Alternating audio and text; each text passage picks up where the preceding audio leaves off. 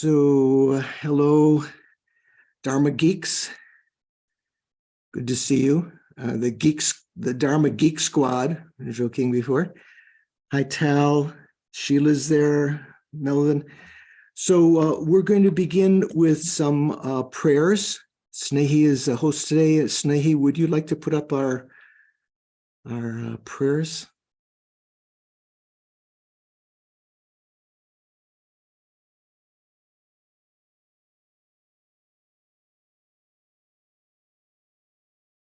Somehow. Okay. Sorry, just give me one. That's okay. While she's finding that file, in the tree of assembled gurus up here, if I move my thing, there's to Lama Tsong Khapa's right, to our left is the method lineage, and to on the other side, there's the wisdom lineage on the left, and some of the lamas that we've been talking about, Vimukta Sena and Haribhadra and so forth, can be found in that method lineage going down. Did you find the files? Okay, don't worry. Let's just say, the prayer of that Atisha supposedly composed in Tibet. Sangye Churang Soki Chognam La Jangchu Baru Dagni Kapsu Chi Dagi Chunyan Gipe Sognam Ki Rola Panjir Sangye Drupa Sho. I go for refuge until I'm enlightened to the Buddha, the Dharma, and the highest assembly. Due to the collections I create by listening to the Dharma, may I become a Buddha in order to liberate all migrating beings. Sangye Chodang Suki Chognam La Changchu Bardu Dagni Kapsu Chi Dagi Chunyan Gipe Sognam Ki Drola Panche Sangye Drupa Sho. Okay, that's sufficient. So let's do a little meditation. Try to actualize the meaning of that, of taking refuge and generating bodhicitta. So sit comfortably, relax your body and mind, observe your breathing, respiration. Notice when you're breathing in and breathing out, the endpoints, and then focus on that with mindfulness, keeping it in mind once you've recognized it, to the exclusion of other thoughts, and with the same fervor as a servant of the king who's been tasked with carrying a bowl of perfume to his queen, fearful that if he drops even spills a drop of the perfume in the bowl that he's carrying, he will be beheaded. So mindful, all the time, not letting other thoughts distract you.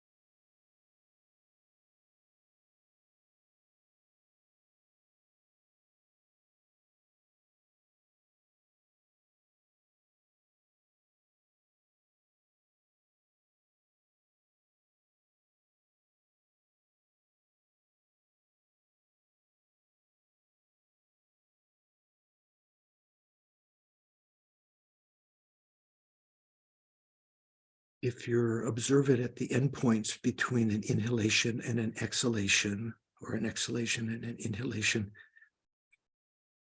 try to notice the point where it changes direction. Almost seems like there may be more than one level of respiration you're watching. Now bring your attention to your mental consciousness. Let go of attention to the breathing.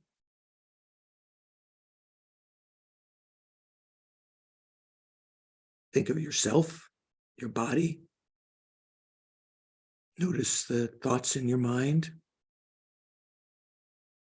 And notice that they are arrayed, in a sense, within the spaciousness of your mind. It's conventional, clear light nature. We don't often think of that because we're just concerned with the thoughts or emotions or images themselves. So as though stepping back, watching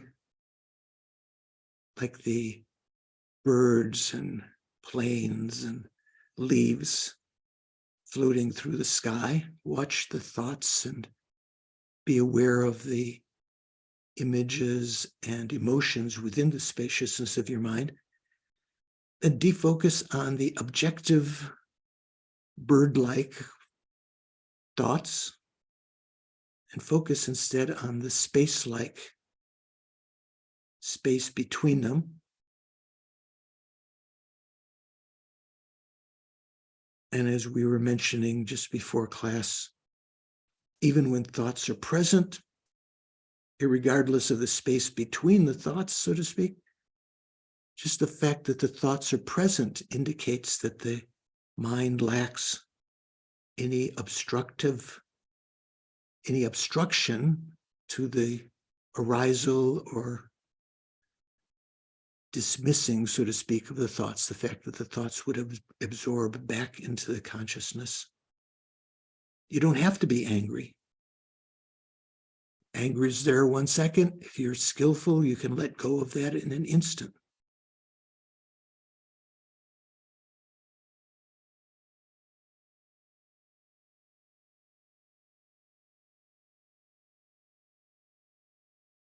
So with your eye of wisdom, that doesn't mean your physical orb of your eyeball in your face. Sometimes in Buddhism, people call it the third eye, the eye of wisdom.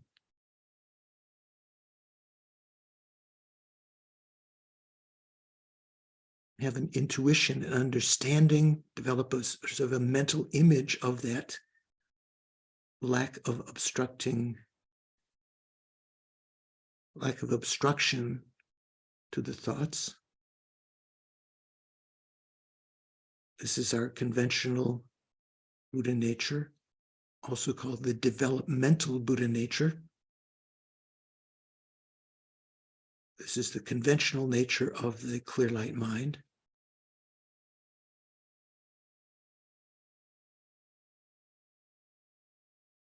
The non-abiding Buddha nature, or ultimate Buddha nature, is the emptiness of the mind, which is its ultimate nature. Here we're just looking at its conventional nature.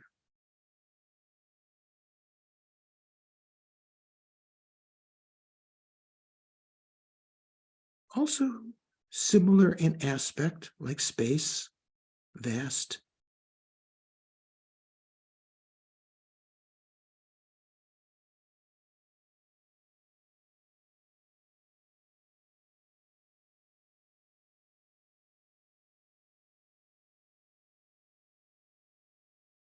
This is our resource that we always have.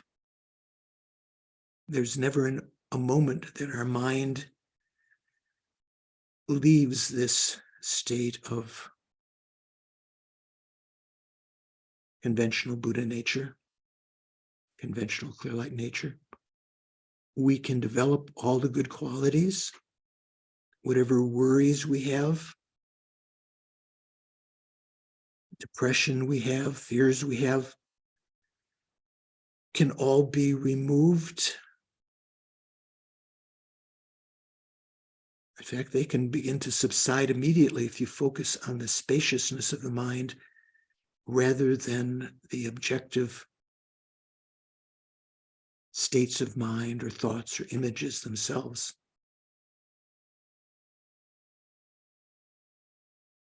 The fact that you and I can do this right now is due to the fact that we have this auspicious moment, the Buddha called it, and elaborated in other contexts as a life of leisure and endowment. So auspicious because it the coming together of causes and conditions from previous lives.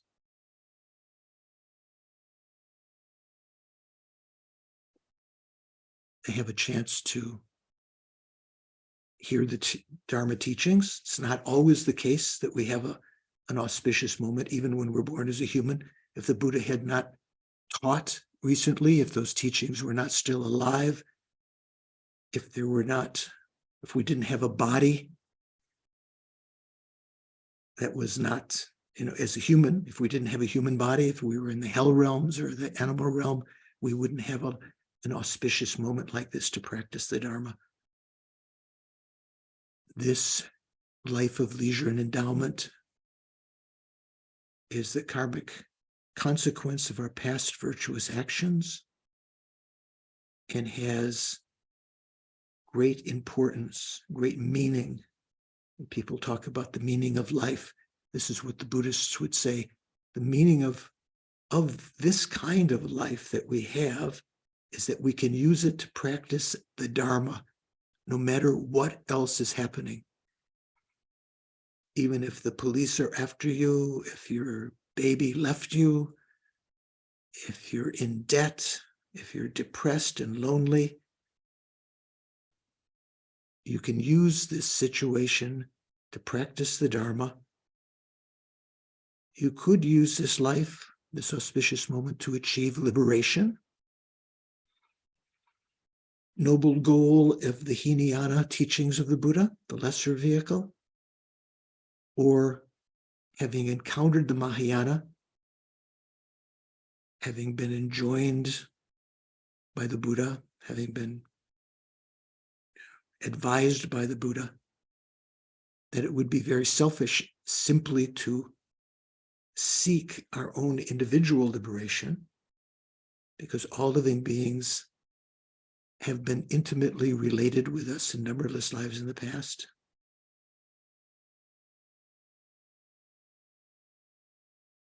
Think how wonderful it would be if I could become their refuge protector. All these sentient beings who've been my mother numberless times, who are exactly equal with us, equal with me in wanting to be happy, wanting to be free of suffering, equal with each other. No sentient being is more deserving of enlightenment or liberation than anyone else. We all have the Buddha nature.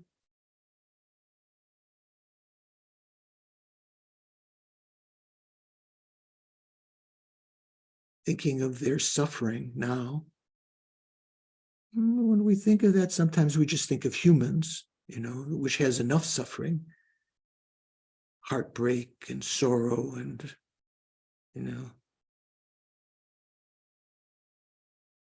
guilt over negative actions that we've done, like this gentleman in South Carolina, who's just been sentenced to 2 consecutive life sentences for having murdered his wife and child. All the suffering of humans, all the suffering of animal realm,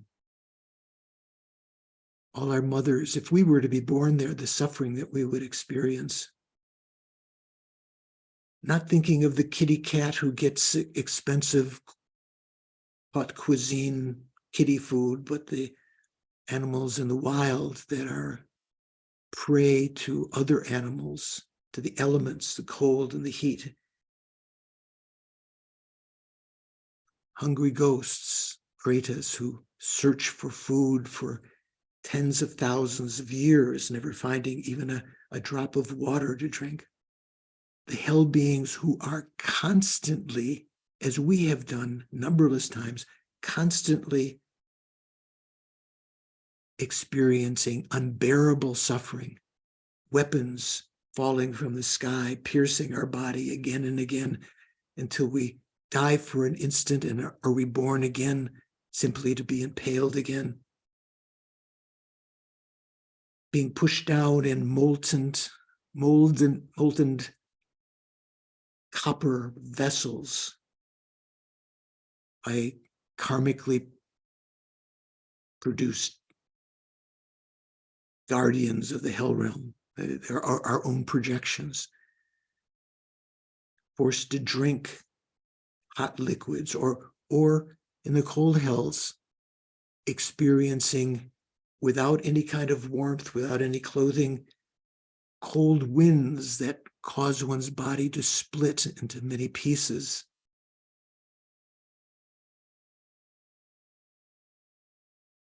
All of these living beings have been our mother. So many of them, much more than the population of the earth, are experiencing these much more dramatic sufferings. And even those who are human now, many of them in their next life will be in the hell realms or the animal realm or the Pareto realm. Think how wonderful it would be if I could be a refuge protector for them. Refuge protector means, like we say, Kyabche, like Kyabche Sopa Rinpoche, Kyabche Lama Sopa Rinpoche. Kyabche, Kyab means refuge. Che means protector in this context. Someone who can not just give healing for this life, medical advice or advice of how to overcome our temporary problems or depression, a psychiatrist or psychologist, but someone who can lead sentient beings out of suffering, protect us from the sufferings of cyclic existence, and place us in everlasting happiness.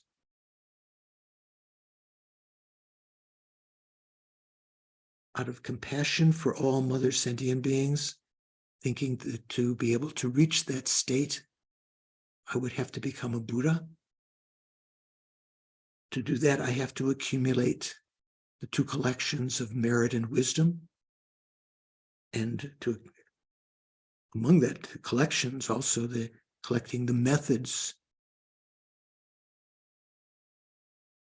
to practice, collecting the ability to concentrate and to analyze and so forth.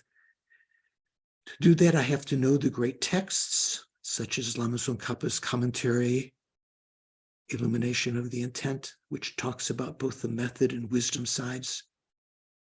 So think, today's class, I'm going to engage in listening, contemplating, and meditating with a fresh mind, like a childlike mind, as though we had never heard before, without preconceptions, in order to accumulate merit, accumulate wisdom, so that I can become a Buddha, in order to spontaneously and effortlessly extricate all mother sentient beings from cyclic existence and place them in the everlasting state of enlightenment, spontaneously, effortlessly, without error. I'm going to participate in order to become a Buddha, in order to benefit all sentient beings.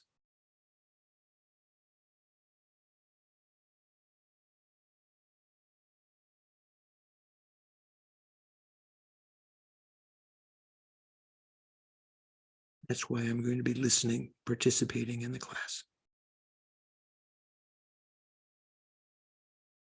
Then bring your attention back.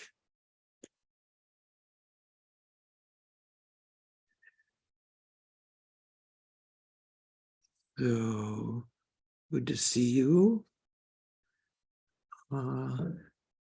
Anyone have any questions from last class or classes that you've been catching up with? Richard, it looked like you might have. You have something? No. Okay.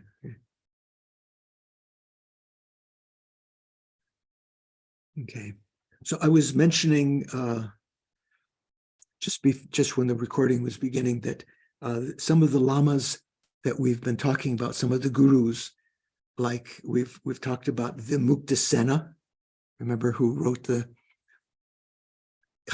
a commentary to the 25,000 verse Prajna Paramita, and Haribhadra, who composed a clear meaning commentary called Sputarta to the Abhisamaya Alamkara, which is a commentary to all three, we say the three mothers, the 8,000 verse, 25,000 verse, and 100,000 verse Prajnaparamita Sutras. We call the three mothers.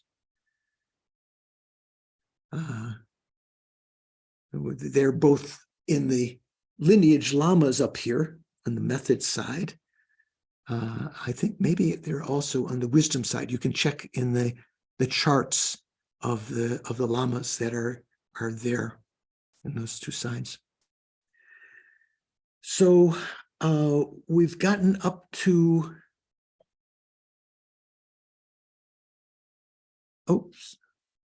today is what, March 4th, right? Right. So we've gotten up to page 103 in Thupten Jinpa's translation, 178 in Hopkins' translation. And if some of you who have the digital copy and, there we go.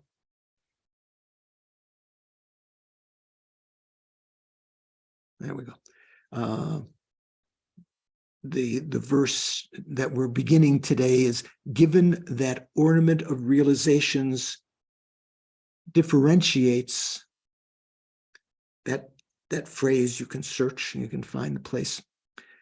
So just to recall, last time we were talking about statements in the Abhisamaya Alamkara. Abhisamaya Alamkara. Alamkara means ornament. Abhisamaya means realizations or higher realizations. So in the as Jinpa says, so the statement in the ornament of realizations, Abhisamaya Alamkara, just a couple paragraphs from where we're starting today, before that. So the statement that Pratika Buddhas have not eliminated clinging to the true existence of the subject should be understood to mean that they still hold consciousness to be truly existent. Right? Do you remember us talking about that? Jennifer, you remember that? From the Abhisamaya point of view, which is maybe Yogacara Svatantrika, it is possible to achieve liberation. The hearers can achieve liberation by realizing the lack of self-supporting, substantially existent person. The Pratika Buddhas, according to the Svatantrika view, have a deeper understanding that outer phenomena are empty in the sort of Yogacara sense, that they're not a different entity than the consciousness that's perceiving them, but they still hold the consciousness, the subject, to be inherently existent. And according to the Svatantrikas, the Bodhisattvas have a unique, superior wisdom that realizes all phenomena, subjects and objects, are empty of inherent existence. So the text continued, it is definitely not the case that from within a set of substantially distinct object and subject,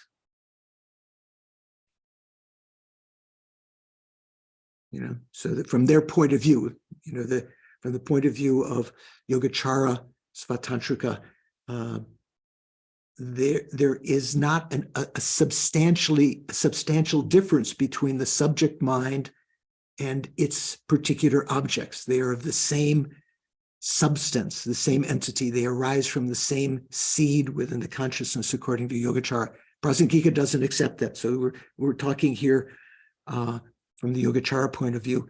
From that point of view, it is definitely not the case that from within a set of substantially distinct object and subject,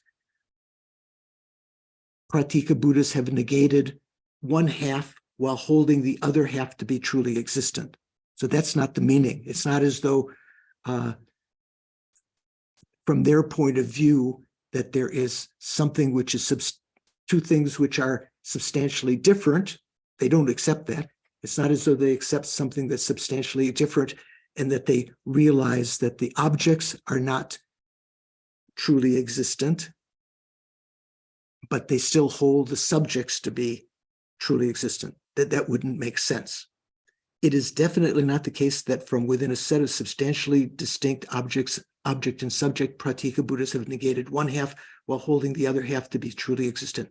Regarding those who amusedly remark that it is astonishing to see a similarity between the philosophical standpoints of Pratika Buddhas who propound the true existence of the subject, mind, and that of Chittamatra, who propound ultimate reality of non-dual consciousness. That they're saying that non-dual consciousness is the ultimate reality, is truly existent. Their laughter only reveals their own ignorance. Okay, so here the ornament of realizations, Abhisamaya, Alamkara, when describing the Pratika Buddha path as the medium vehicle, distinguishes whether one has eliminated clinging. Here, the ornament of realizations, when describing Pratika Buddha path as a medium vehicle, right? They say that the Shravaka path is a lower and the Bodhisattva path is superior in wisdom. They have different kinds of wisdom, right? And that the Pratika Buddhas are kind of in the middle. It distinguishes whether one has eliminated clinging to true existence with respect to objects and subjects. It distinguishes whether one has eliminated clinging to true existence with respect to objects and subjects. So the Pratika Buddhas have eliminated grasping to true existence of objects, but not to subjects. By analyzing these two aspects, such a vehicle is described as superior to that of the Shravakas and inferior to the great vehicle. Hence, it is the medium vehicle. In this view, the persons of the three vehicles, lesser, medium, and great. So we say hearer, solitary, realizer, and bodhisattva vehicle, which also could be called lesser, medium, and great, but for different reasons than here. Here the argument in Abhisamaya is because they have different wisdoms. Prasangika would say, no, they all have the same wisdom, the wisdom of emptiness of all phenomena, subjects and objects. In this view, the persons of the three vehicles, lesser, medium, and great, are characterized respectively as of inferior, middling, and greater mental faculties, especially wisdom, a hierarchy of mental faculties posited particularly in relation to the realization of selflessness, or no self. Therefore, the Madhyamaka view, which represents the highest, so here, Madhyamaka includes Svatantrika, right? Therefore, the Madhyamaka view, which represents the highest, is correlated with the great vehicle. So there, for Svatantrika, it's only the bodhisattvas that have the Madhyamaka view. The Pratika Buddhas are being led by kind of like a Yogacara Svatantrika view, which is similar to Chittamatra. The Chittamatra view is correlated with the medium vehicle of the Pratika Buddhas, and the lesser vehicle is correlated with the lowest view, namely the common level understanding of selflessness of persons, their lack of being self-supporting, substantially existent. How are we doing? Making sense? Let me see. Rachel, you following? Okay. Stephen, are you okay? Okay. Though this is how they are defined in the Abhisamaya, Alamkara, this is not invariably the case. even from the position that accepts the view of suchness, even from the position that accepts that the view of suchness is present in all three vehicles. Who holds that position? Ida, do you know who holds the position that the view of suchness, the view of emptiness, is present in all three vehicles? That would be the Prasangika. Yeah, good, okay. You're listening, okay. Even from the position that accepts the view of suchness, that the view of suchness is present in all three vehicles, it is no contradiction to say that there are three levels of mental faculties defined on the basis of whether, for instance, one can penetrate the view of suchness in a swift manner, right? Earlier, when we were talking about the fact that Nagarjuna and Arya and Chandrakirti and Shantideva all assert that the hearers, solitary realizers, are similar to the bodhisattvas in realizing the emptiness of all phenomena. But there is a difference. The followers of the lesser vehicle, generally depending on less reasons and less explanation, wanting to just get out of samsara for themselves alone, they take that as their main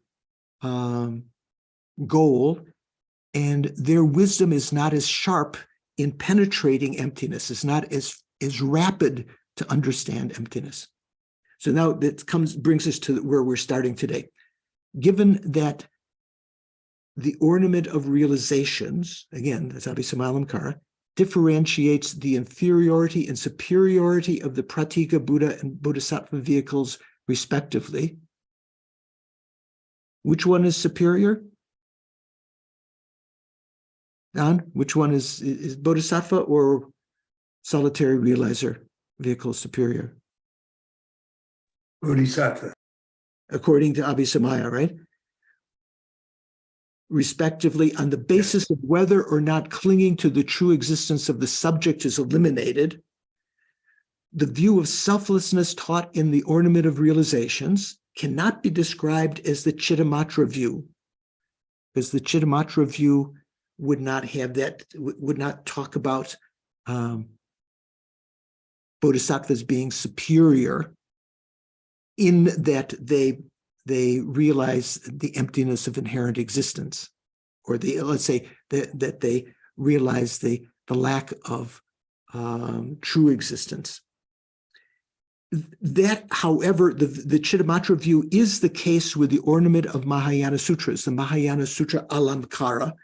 Alamkara is that same word as in Abhisamaya Alamkara, right? Ornament. That's one of the 5 texts of Maitreya. That is pretty much the view of the Mahayana Sutra Alamkara that Maitreya taught. And why did he teach these different things? Because they act as like steps to be able to understand more subtle views. And also in the what he says are the 2 differentiations that refers to the Madhyanta Vibhagna. We say utanamche. U means center or middle way. Ka means extreme.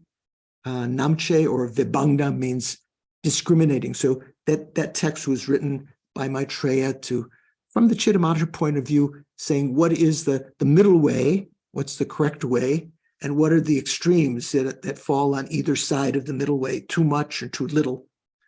And another one, the Dharmata Vibhagna Chudan Chuni Namba Cheba, discrimination of phenomena and the nature of phenomena.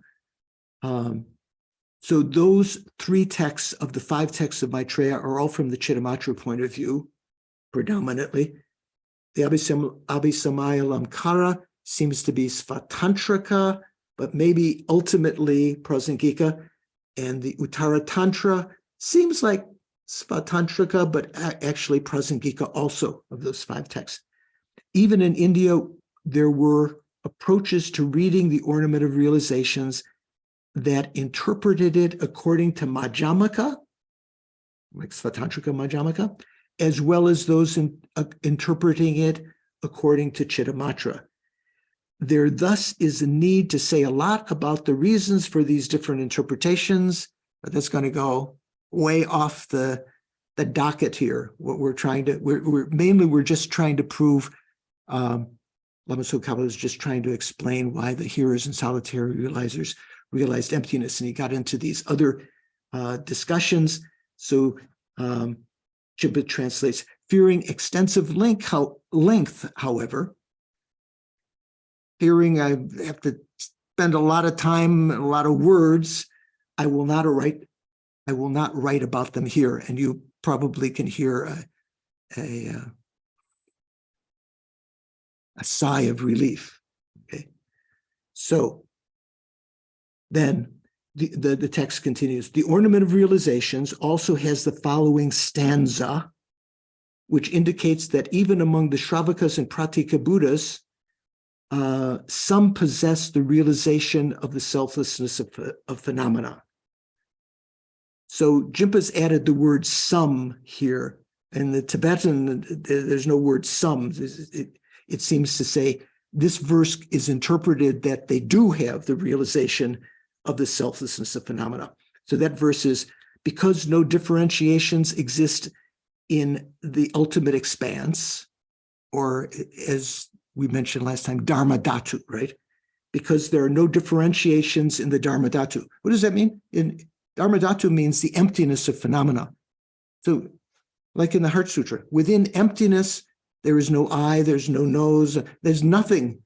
It's a non-affirming negation. There are no differentiations within that, right? Because no differentiations exist in the ultimate expanse, distinctness of lineages cannot be sustained. In the Dharma-dhatu, there's no distinctions of Hinayana, say Shravaka lineage and Pratika Buddha lineage and Bodhisattva lineage. This is just emptiness, right? However, due to the particularities of the supported attributes, distinctions are spoken of in relation to it. Do you remember that? Did we talk about that verse last time? Yeah. So this is a very famous verse. Chuki yinglan yerme chir, rikni tade rungmayen. So it's not suitable to have different lineages in the Dharma-dhatu, because they're inseparable. There's no differences and no distinctions in the Dharma-dhatu. Tenpe chuki yertaki dei yewa yongsucho. So Jeffrey translates that as divisions of lineage are thoroughly imputed through differences in the dependent phenomena. So what is that talking about? So let me just give this next thing. So with respect to the term Dharma-dhatu, that Chimpa translates ultimate expanse. I think Jeffrey translates element of qualities or something like that. With respect to the Dharma-dhatu, the light on the perfection of wisdom in 25,000 lines, which was a commentary on the 25,000 verse Prajna Paramita. Remember, I mentioned before the 8, 25, 100,000. Haribhadra's one text was a commentary to all three. Haribhadra wrote another commentary to the 8,000 that we're going to talk about in a minute. But Vimuktasena wrote a commentary to the 25,000 verse Prajna Paramita. So Vimuktasena was prior to Haribhadra. Okay, he was previous generation. So in that text, Vimuktasena's text, Jimpa translates conceptualization or thorough conceptualization. This is quoting the text. Jeffrey says, thought and conception Jose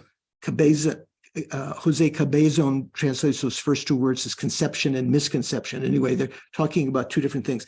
Conceptualization and thorough conceptualization refers to manifest clinging to entities and their signs.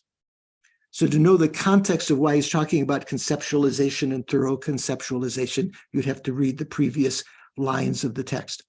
Since the Dharma Dhatu, the ultimate expanse, is devoid of such conceptualization. Why is the Dharma Dhatu devoid of such conceptualization? Richard, do you have an idea?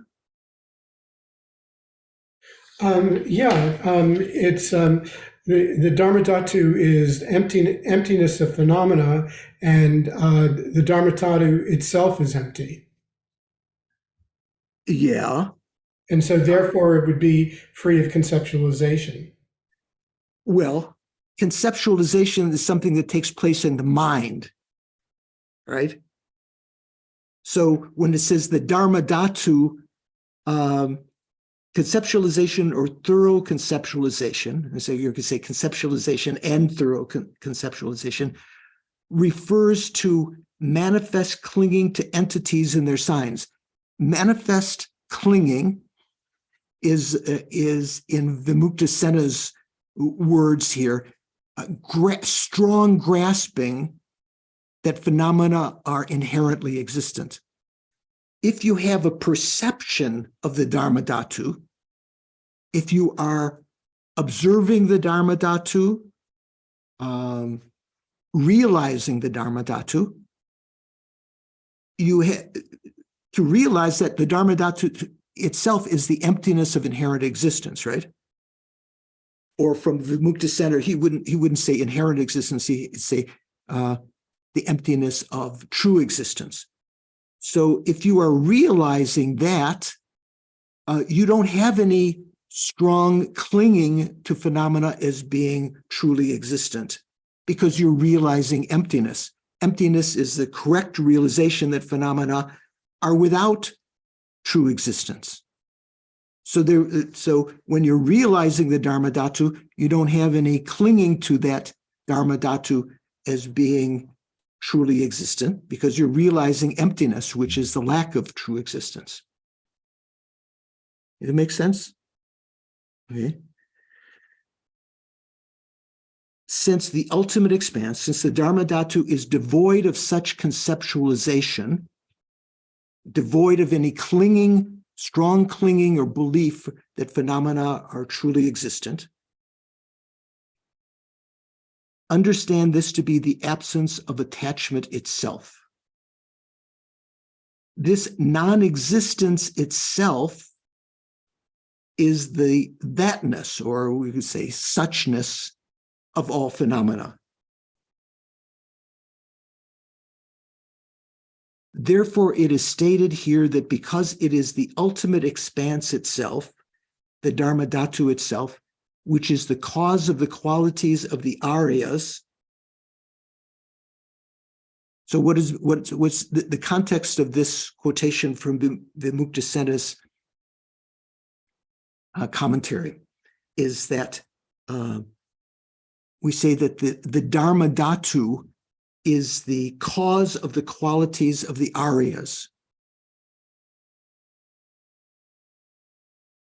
So because of that, therefore it is stated that because it is the ultimate expanse itself, the Dharma Dhatu itself being the cause of the qualities of the Aryas, the naturally abiding lineage, that means the emptiness of the mind, is the basis of meditative cultivation. Okay, sounds really complicated, right? Nadine, does that sound complicated, or you think that's easy peasy?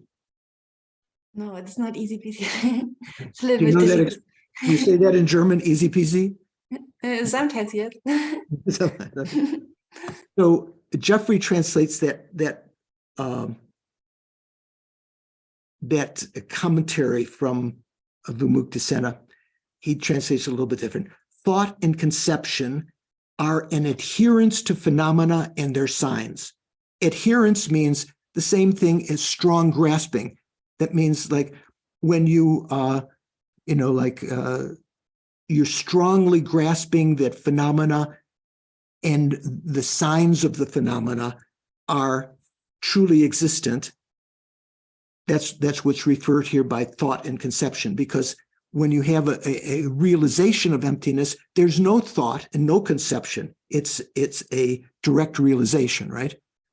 When you have a direct realization of emptiness. Thought and conception are an adherence to phenomena and their signs. Because these do not exist, what is he referring to there? The attachment, that is the adherence, or that the phenomena and their signs do not exist? Because these do not exist, desire is to be known as just non-existent. Because phenomena and their signs do not truly exist, when you have a direct realization of emptiness, there is desire is to be known as non-existent. That means that the desire here means that strong grasping to things as being truly existent. This non-existence is the suchness of all phenomena. So what non-existence? Desire is to be known as just non-existent. That means the grasping is non-existent. This non-existence is the suchness of all phenomena. This indicates that the elemental qualities, or the Dharma Dhatu, is how Jeffrey translates it, itself is the cause of the qualities of superiors, of Arya beings. And it is thus the basis of achieving the naturally abiding lineage. So, there are other translations of that also, but anyway, so basically it's trying to weave these connections.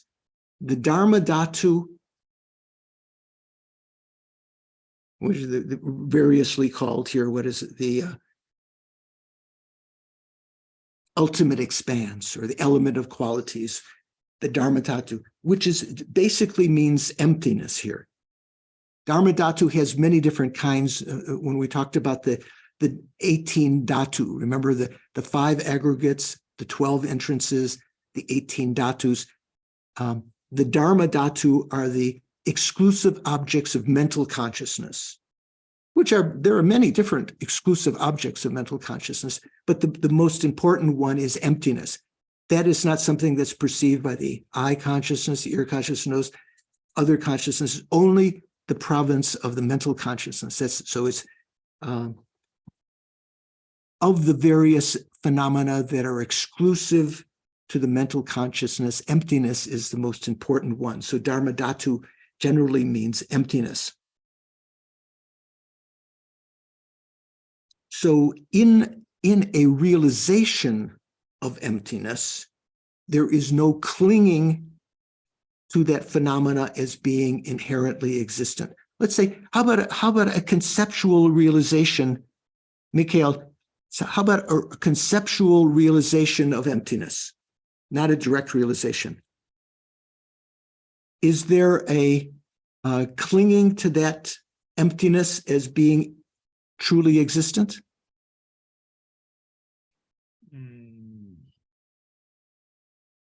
I'm not sure, sorry. Okay. I would say no. Okay. Good guess.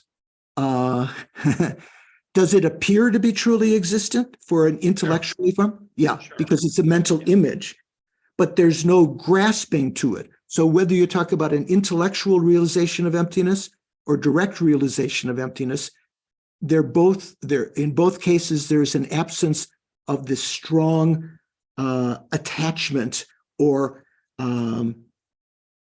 manifest clinging to that. Ngompa Shempa in Tibetan, Jimpa translates it kind of both words, Ngompa Shempa. Ngompa Shempa generally means, clinging to something, believing in it. Ngompa Shempa means strongly clinging to it, like really believing that things are truly existent. So in whether it's an intellectual realization of emptiness with mental image or direct realization, there's not going to be any manifest clinging to entities and their signs as being truly existent. Okay, so they're a little bit complicated. So then the text continues. Thus, the Dharma Dhatu, ultimate expanse, is defined in terms of the emptiness of true existence. Here it's talking about true existence rather than inherent existence, because this covers the Svatantrikas. The Svatantrikas say that phenomena are inherently existent, but they're lacking true existence, right?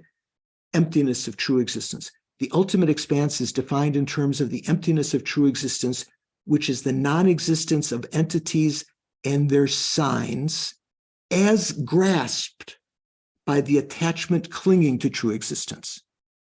Okay. Is that coming a little clear? Jennifer, is it making sense? So the way that the mind grasps to phenomena as being truly existent, well, first of all, that grasping is gone, but here it says the ultimate expanse, the Dharma Dhatu, or emptiness, is defined in terms of the emptiness of true existence. That's what it means, the emptiness of true existence, which is the non-existence of entities and their signs as they are grasped by that clinging to true existence. Okay. Following this explanation, an objection is entertained. So this is talking about Vimukta light on the 25,000 stanza Prajnaparamita. So in that, Vimukta brings up this objection. It's like a qualm that he wants to address. If ultimate expanse, if Dharma Dhatu is the lineage, it sounds a little bit strange. Dharma Dhatu is a lineage. Generally, remember when we talked about in our meditation before class, the conventional clear light nature of the mind is the developmental lineage. And the emptiness of the mind, its ultimate nature, is the non-abiding lineage, is the ultimate Buddha nature, or ultimate Buddha lineage. So here it says, if ultimate expanse, if Dharma Dhatu, or emptiness, is the lineage, right, that fits with our understanding. The emptiness of the mind is the Buddha lineage. And here it doesn't say, let's say, do boulders have Dharma Dhatu, Stephen? No? No, Venerable George, because they don't have a mental consciousness. The Dharma Dhatu only refers to mental consciousness? Well, it's an object of the mental consciousness. Yeah, right. So Yeah. the boulders have Dharma Dhatu? Do they have emptiness? Well, I mean, I guess we could realize their emptiness from our perspective, but I don't know that if a boulder. No, boulder doesn't think, right? But Dharma Dhatu here is being used as the object of mental consciousness. It's not. Right. It doesn't mean it's mental consciousness. Dharma Dhatu is an object of mental consciousness that only mental consciousness can perceive. So boulders have Dharma Dhatu. Okay, so okay. So if ultimate expanse is the lineage, all sentient beings would abide in the lineage. This is an objection. So that's talking about the Buddha lineage, right? From a Vimukta Sena's point of view, there's also a hearer lineage that's distinct and the Pratika Buddha lineage that's distinct because they have different realizations. If Dharma Dhatu is the lineage, all sentient beings. So when he says if ultimate expanse is a lineage, that's implying, in accordance with the doubt that Stephen was having, we're talking about the emptiness of the mind is the lineage.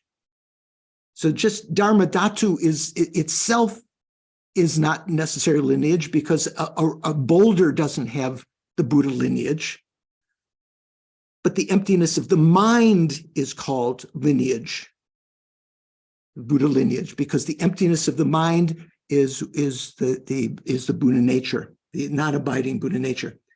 If Dharmadhatu is a lineage, all sentient beings would abide in the lineage. For the ultimate expanse, Dharmadhatu resides universally in all. You know,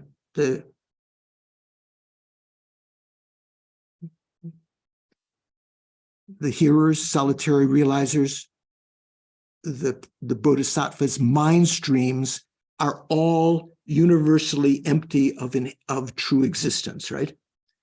Here, abiding in the lineage is understood in terms of abiding in the lineage in the context of the path.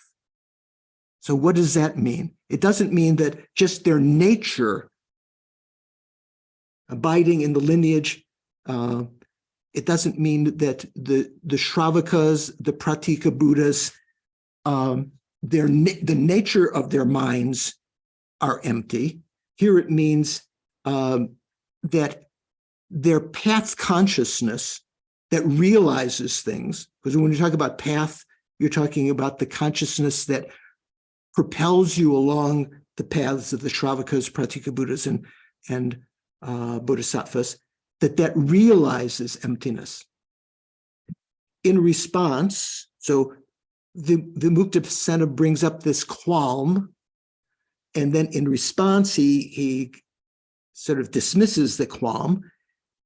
The Muktasena writes that since we speak of lineage as that which, when taken as an object, so that presupposes a subject mind, right? When the subject mind takes the Dharmadhatu as its object, when it takes emptiness as its object, it serves as the cause for the qualities of the Aryas. So even though all three of those, all of the lineages, all of the Hira lineage, the Pratika Buddha, Bodhisattva lineage, all have emptiness as their nature, here, when we speak of lineage as that which, when taken as an object, serves as the cause for the qualities of Aryas, no such absurd consequence ensues. I'll read you what Jeffrey says. In answer to this, the Muktasena said, the lineage is that which serves as the cause of superiors, qualities, the cause of the qualities of superiors when observed. Thus, here the absurd consequence, and then he has in parentheses, what's the absurd consequence? That all sentient beings would have the qualities of superiors is not entailed. Okay. You have to think about this. So, Lama Tsongkhapa says, it is not the case that the mere presence of the Dharmadhatu, because all three, the hearers, solitary realizers, bodhisattvas, all have Dharmadhatu as their nature. It is not the case that the mere presence of the Dharmadhatu, that nature, abiding in the lineage on the left. So it is not the case that the mere presence of ultimate expanse entails, necessitates abiding in the lineage on the level of the path. You only abide in the lineage if you take Dharmadhatu as your object and you meditate on it. Okay? Okay. Rather, the meaning is that when the path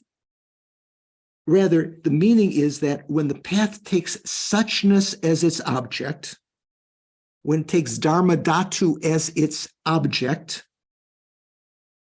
and meditates upon it, and when it becomes thereby a special cause for the qualities of Aryas, what's the special cause of the quality of the Arya? Jennifer, do you have an idea? The meditation on the Dharmadhatu. Yeah, the direct realization. what sort of the special quality of an Arya is that they have a direct realization of emptiness, right? So when it becomes thereby a special cause for the qualities of the Aryas, that means a direct realization of emptiness, suchness, is then posited to be a special kind of lineage. Just the fact that it's present doesn't mean, as in the hearer, solitary realizer, or bodhisattvas, because they could be non-Aryas, they could be before the Arya path. They all have, their consciousnesses are all empty of true existence all the time. It's only when you take that emptiness as the Dharmadhatu as your object and you realize it, that it becomes a cause of the qualities of the Aryas.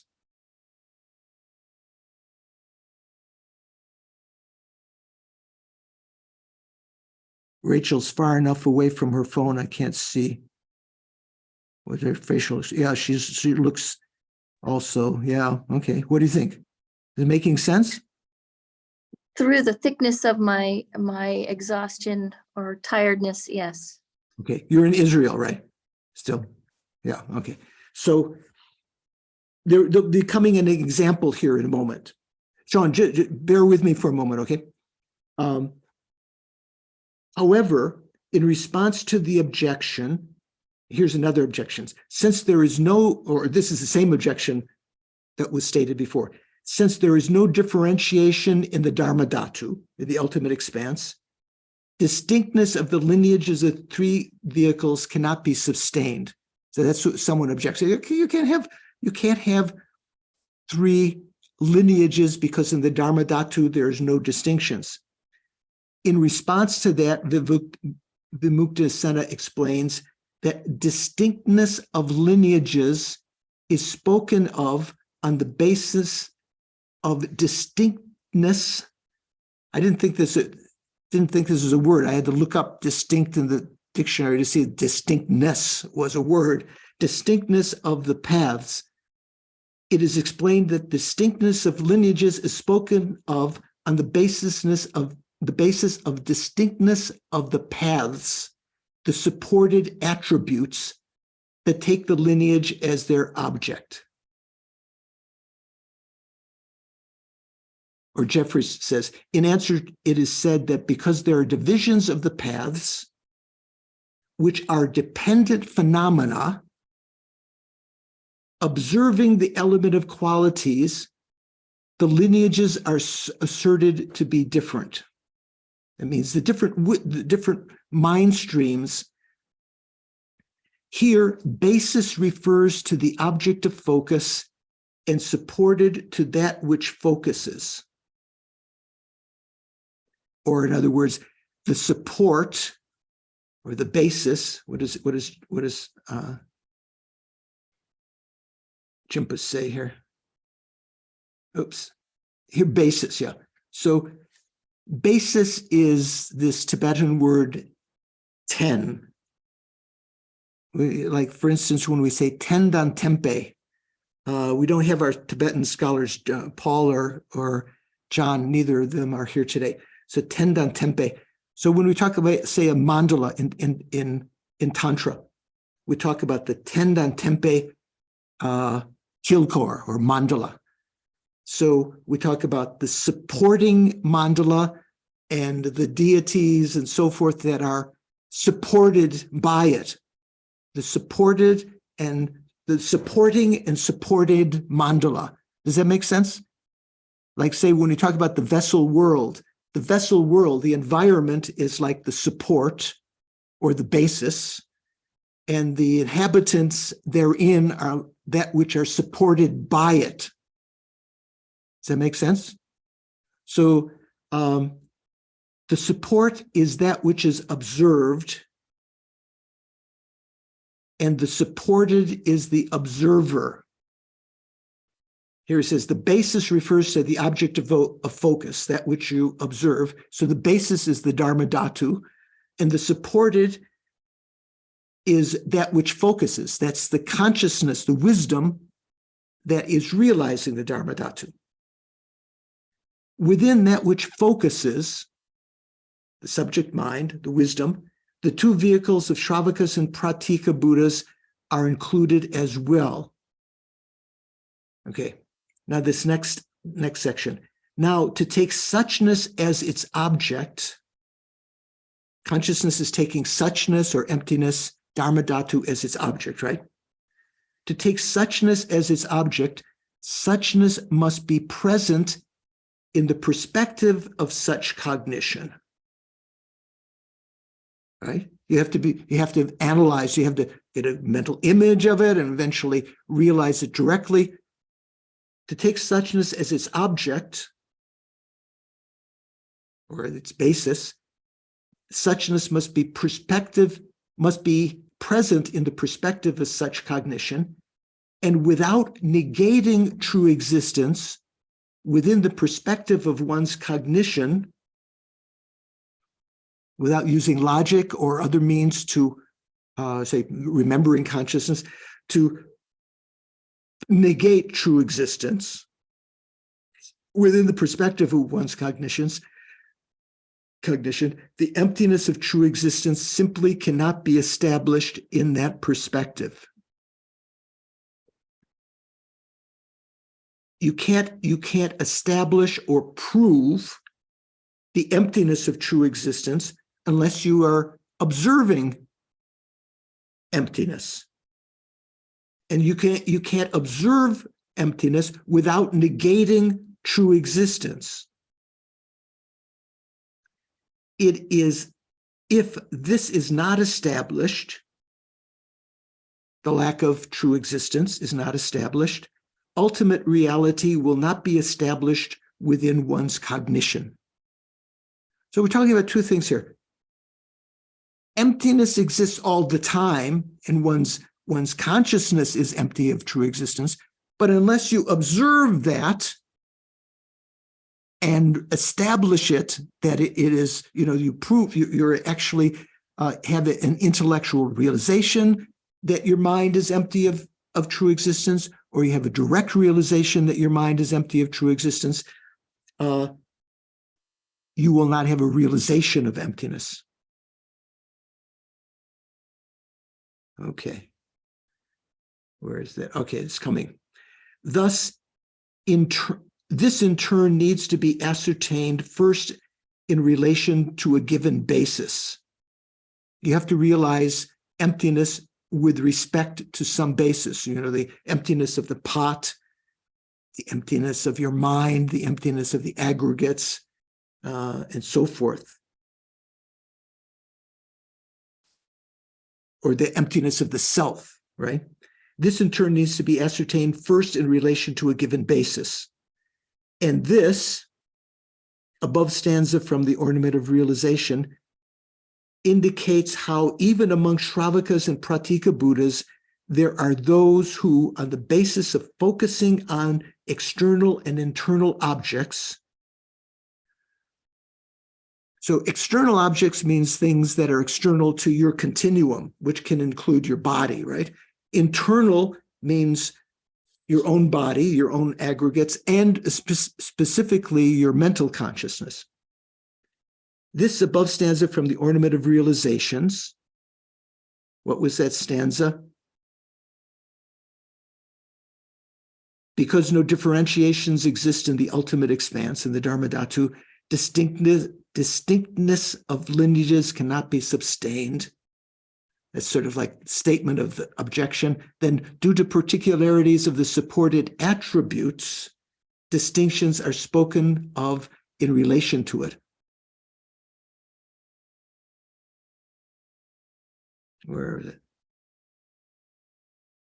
This in turn needs to be ascertained first in relation to a given basis. And this above stanza that I just said indicates how even among Shravakas and Pratika Buddhas, there are those who, on the basis of focusing on external and internal objects, perceive their ultimate reality.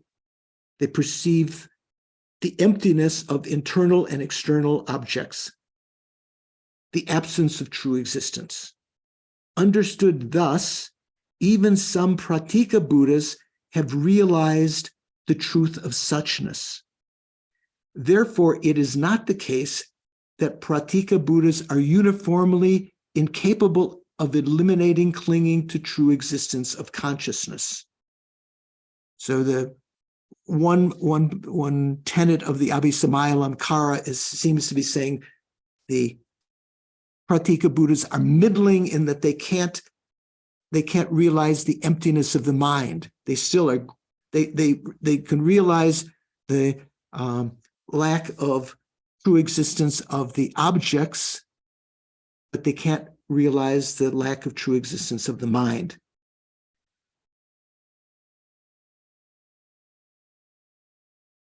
So therefore, it is not the case that Pratika Buddhas are uniformly, all of them, incapable of eliminating clinging to the true existence of consciousness. Seen in this way, we need to distinguish between two kinds of Shravakas, those who have realized suchness and those who have not. So the Ornament of Realizations mentions two kinds of Hinayana practitioners.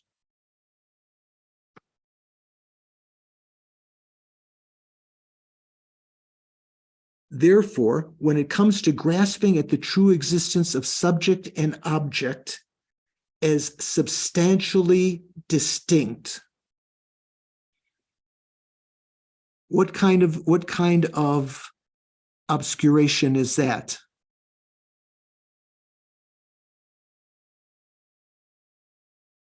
Jennifer, do you have an idea? Sorry, I lost you at the very end. Okay. Could you Yeah. repeat? Yeah. Therefore, when it comes to grasping at the true existence of subject and object as substantially distinct, who has that kind of grasping, that they're substantially? Oh, those aside from the Chittamatras? Well, from the Chittamatra point of view, all sentient beings, until they've realized the Chittamatra view, grasp the subject and object as substantially distinct. Like there's an external world, which is a different substance, substantially distinct, different from the mind. That's sort of their obscuration, right? To realize that they are not substantially distinct is their sense of emptiness from the Chittamatra point of view. Therefore, when it comes to grasping a true existence of subject and object as substantially distinct, we must, according to this text, identify two types. One that constitutes the subtle obscurations to knowledge, and one that does not.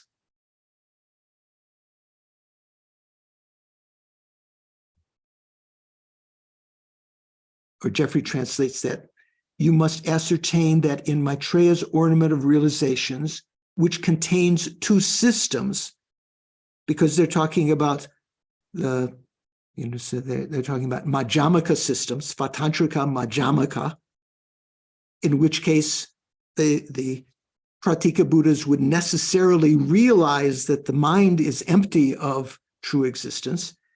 And the other system, meaning kind of like Yogacara itself, or Chittamatra, in which case they could realize that the objects are not substantially distinct, they're not different. So that's their sense of suchness, that in Chittamatra point of view, yet they hold that the consciousness is truly existent.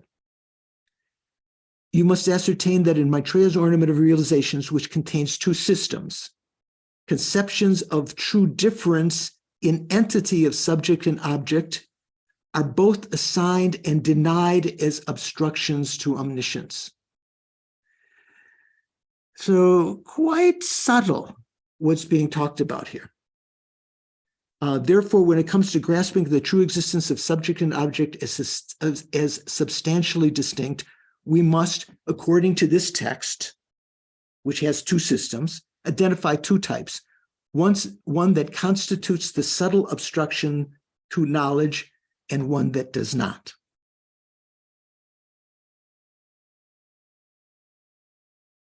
I notice most people not looking at their screen, so you don't want me to see your eyes glazed over. Okay. Karen, what do you think? Making sense? A little bit or no? Yeah, a little bit. Yes, yes. Okay. But I wasn't looking at my screen. I was looking at my PDF. Okay, good. So let's go a little bit further. If one contends that the dispute here is not about the untenability of the distinctness of the lineages of the three vehicles, but about the inappropriateness of the division into 13 lineages. So you might say, where did that come from? Okay. This too is incorrect. So in that note number in Jimpa's translation, now my text is circling here. Try that again. Oops, I've got a spinning wheel here. Reload.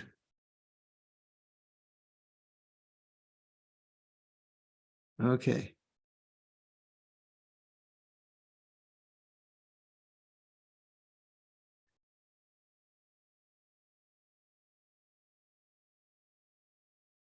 Which was this? Was this two? Which note was this? 205. 205. Okay. 13 lineages refers to specific lineages. This is in Jimpa's note further on at the end of the book, note 205. 13 lineages refers to specific lineages corresponding to 13 meditative cultivations, or the 13 achievements, Drupa Chusum. Chu means 10, Sum means 3, so Chusum means 13. What would Sum Chu mean? Does anyone know? Stephen, have you studied enough Tibetan yet? Well, if you put the Sum first, Sum Chu means 30, right? Sum Chu means 30. Chusum means 13. Drupa Chusum, 13 achievements, or Jimpa translates as 13 meditative cultivations enumerated in the Abhisamayalankara, which are defined in terms of progressive development on the stages of the Bodhisattva's path toward Buddhahood. Okay. So this too is incorrect. For example, in Vimuktasena's this text, Light on the Perfection of Wisdom of 25,000. That's the text that Vimuktasena, his commentary that we've been quoting here. This is like the statement in the sutra, and he doesn't mention what sutra, but I think it may be the 25,000 verse Perfection of Wisdom Sutra. So this is the Buddha talking to Manjushri. He says, so Manjushri, if there is one Dharma Dhatu, one ultimate expanse, one suchness, one perfect endpoint, how can such labels as suitable receptacle and unsuitable receptacle be applied to it? So the sutra here raises the question how one can determine, given that there's no differentiation in the Dharma Dhatu, in emptiness, there's no differentiation who is a receptacle of the great vehicle and who is not. This current argument is similar to the previous one. The debate is about the unsustainability of maintaining distinct lineages of the greater and the lesser vehicles, the Mahayana and the Hinayana. For if it is interpreted in terms of 13 lineages, which is only talking about the Bodhisattva path, the objection about whether someone is a suitable or unsuitable receptacle simply cannot be raised. The great master Haribhadra, too, also upholds a position consonant with that of Arya Vimuktasena. So here, so this quotation from the sutra says, and this is from the 25,000. Manjushri, if the element of qualities is one, if the Dharma Dhatu is one, if suchness is one, if the limit of reality is one, then how could receptacles and non-receptacles be designated? And right after that, I searched with, Venerable Tendrit, good to see you. Right after that, I searched in Vimuktasena's commentary, and it says, this is true. But in that case, by the examples of those vessels which are fashioned from a lump of clay and fired, being different. So you say, if you take a lump of clay or mud and you fire it, another lump of clay and you fire it, and so forth, they're the same in that sense, right? They're both start with lumps of clay that have been fired. You know, we're talking about potters, right? But in that case, by the example of those vessels which are fashioned from a lump of clay and fired, being different, such as honey and what's the word for sugar? Molasses. You know, you talk about vessel. You talk about a honey vessel, a honey, or is it honey pot, honey cup, and the vessel that holds the molasses. You give them different names because of their contents, right? Even though they're the same kind of vessel, in a sense, like the minds all have the same emptiness. It's like being the same kind of vessel, same clay, fired in the same way, yet you give them different names depending on their contents. What's the contents here? The realizations that they have, right? You talk about, you can differentiate the hearer's vehicle, even though their mind stream is empty of inherent existence, because of their realizations.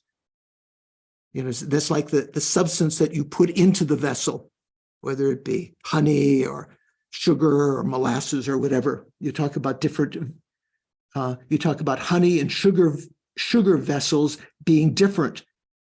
In that way, one speaks of the divisions of it through particular of the supported phenomena. It means, you know, what they realize. Rachel, you have a question?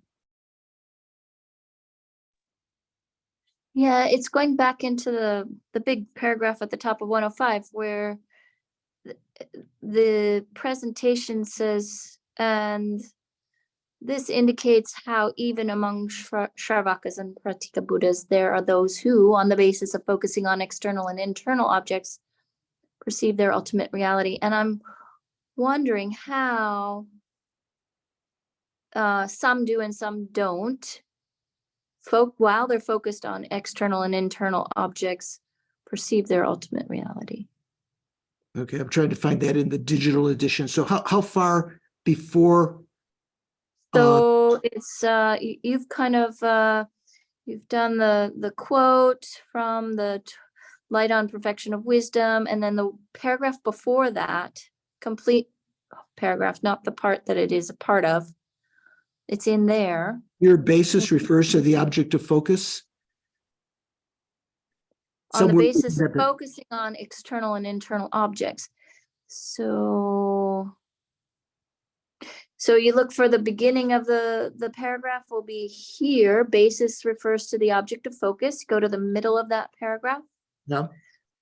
And the sentence says, and this Yeah. above stanza from the ornament of realizations in parentheses indicates how even among Shravakas and Pratika Buddhas, there are those who on the basis of focusing on external and internal objects perceive their ultimate reality, the absence of true existence. So this is, to me, saying that some Pratika Buddhas and Shravakas are understanding the ultimate reality of non-true existence and non-inherent existence even. Right. Through focusing on external and internal objects, and I'm wondering how that happens. So it's a little bit, again, it's almost as though, is Doris here? Doris is there. So Doris and I think some of the others of you have been listening to the Abhisamaya Alamkara, or they listened to Venerable Sangikandro's teaching about parts of that. So Abhisamaya Alamkara is talking about its own view that there are different realizations of these three individuals, right? There are, and here we're not even talking about all Aryas. You can talk about Shravakas before they become Aryas, right? So there are some Shravakas, let's see, where's that stanza? So, and this above stanza indicates how even among Shravakas and Pratika Buddhas, there are those who, on the basis of focusing on external and internal objects, perceive their ultimate reality, the absence of true existence. So according to Abhisamaya Alamkara, there's some Shravakas who don't realize the absence of inherent existence, absence of true existence. According to Abhisamaya Alamkara, there may be some Shravakas who do. If they, and they would still be called, they could become Arya from that Shravaka point of view by realizing the absence of self-supporting, substantially existent person. From the Abhisamaya Alamkara's view of the path, they could become Aryas. They could actually escape from cyclic existence through that. But there are some Shravakas who are capable of realizing the non-true existence of inner and outer phenomena. So that's something a little bit more about that is just coming up.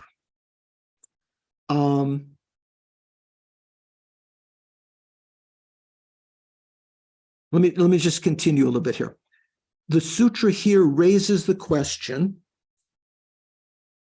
of how one can determine, given that there is no differentiation in the Dharma Dhatu, right? In emptiness, there's no differentiation. How you can determine who is a receptacle of the great vehicle and who is not, right? The current argument is similar to the previous one. The debate is about the unsustainability of maintaining a distinct lineages of the great and lesser vehicles. For if it is interpreted in terms of 13 lineages, the objection about whether someone is a suitable or unsuitable receptacle simply cannot be raised.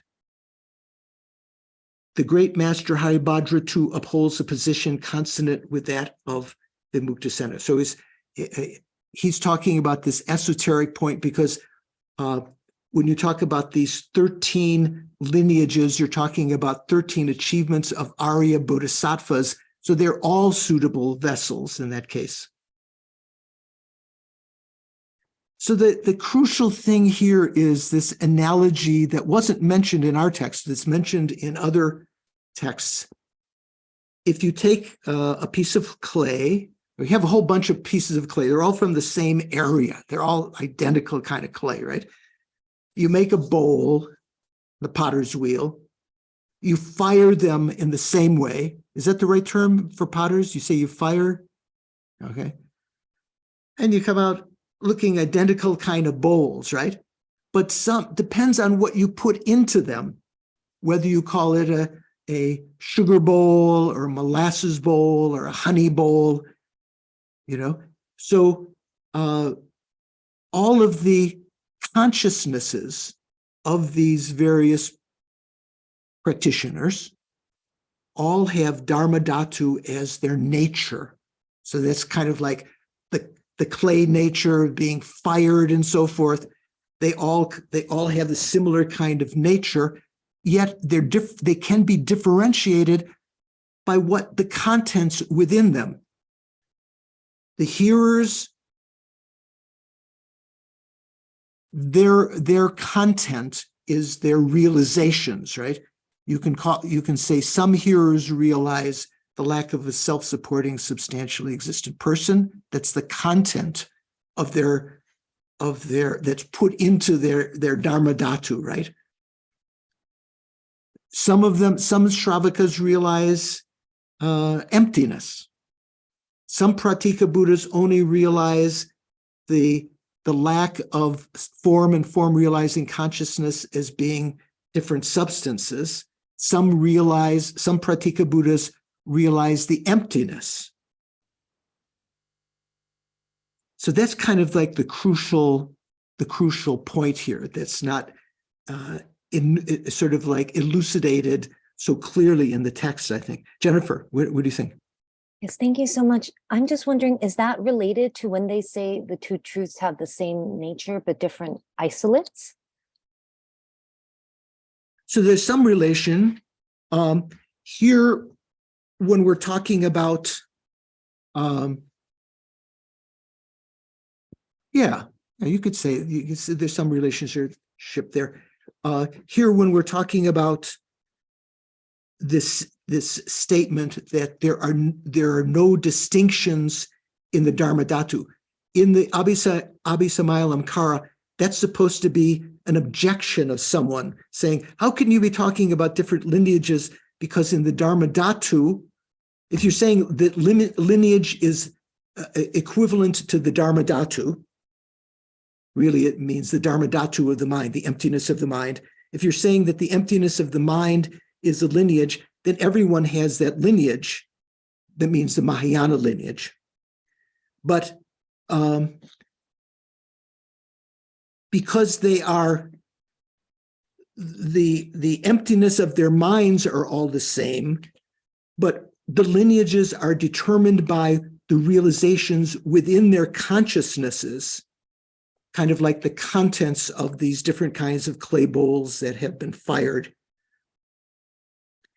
So there may be some relationship with when we talk about conventional and ultimate truths being the same entity, but different isolates. That will, those of you who've studied some before may know what Jennifer is referring to here. When we talk about,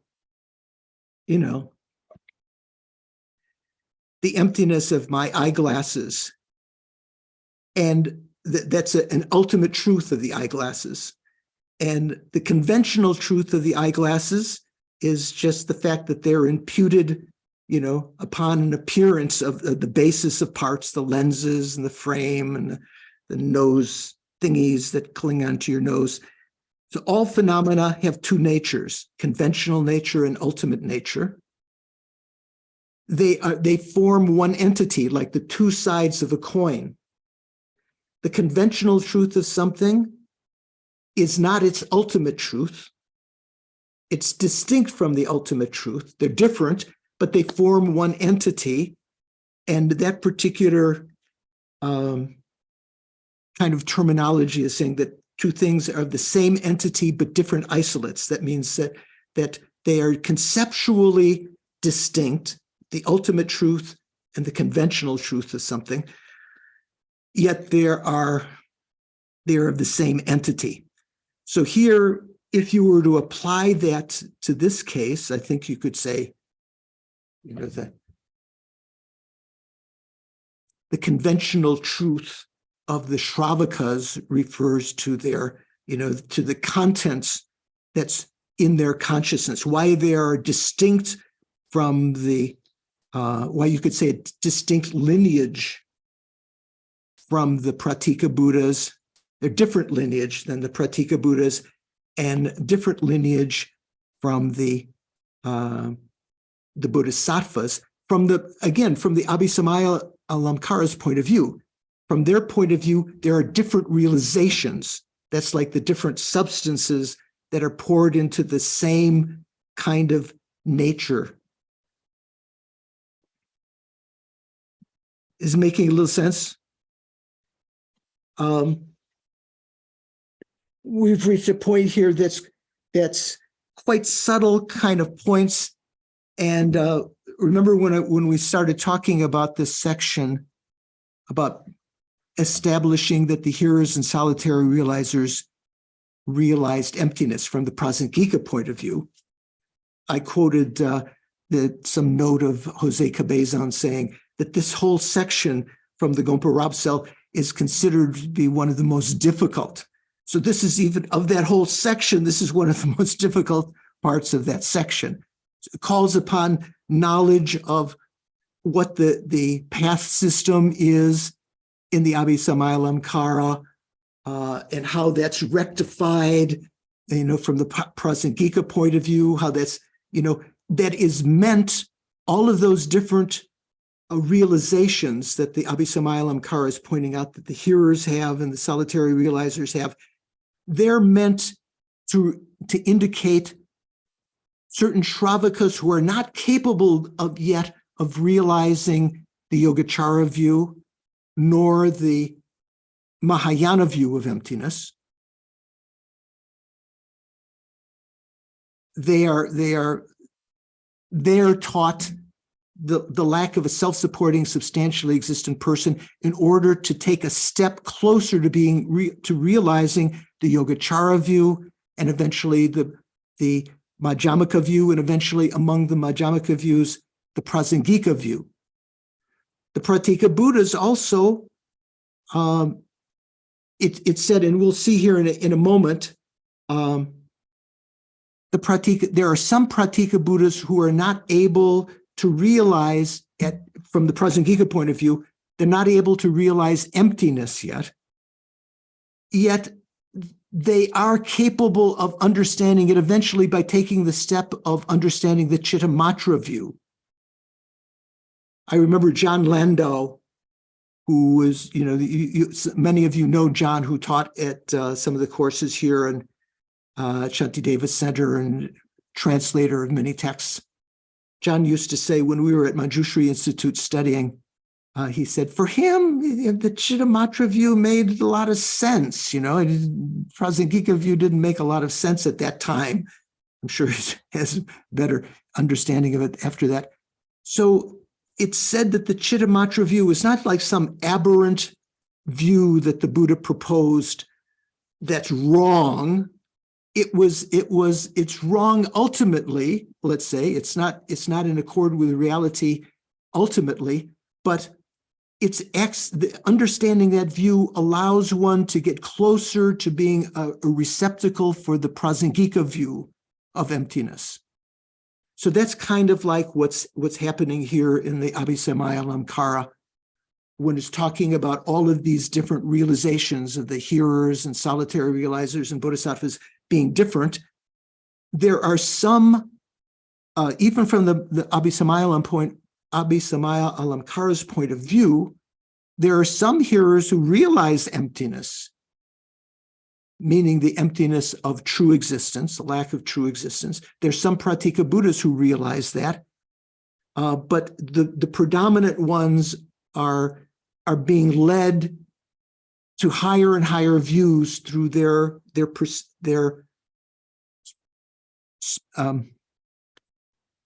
getting tongue-tied. They're being led to the ultimate view through these sequence of tenet systems that they're taught and they're able to actualize. Mikhail. When you say some hearers and some Pratika Buddhas realize emptiness, it's among Shravaka and Pratika Buddha arhats.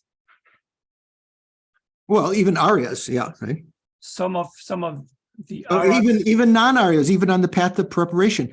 Okay. Here, the general, if you look at it in a certain way, it looks like Abhisamayalankara is saying that the Shravakas only realize the lack of a self-supporting, substantially existent person. But because the Abhisamayalankara system says that the bodhisattvas realize the emptiness of true existence, that's a possible realization, that even the Shrava, from the Prasangika point of view, well, let's say, remember we said earlier the Abhisamayalankara seems to be from the Yogacara Svatantrika point of view, and the Uttara Tantra seems to be from that point of view. But the three other of Maitreya's texts all seem to be from the Chittamatra point of view, right?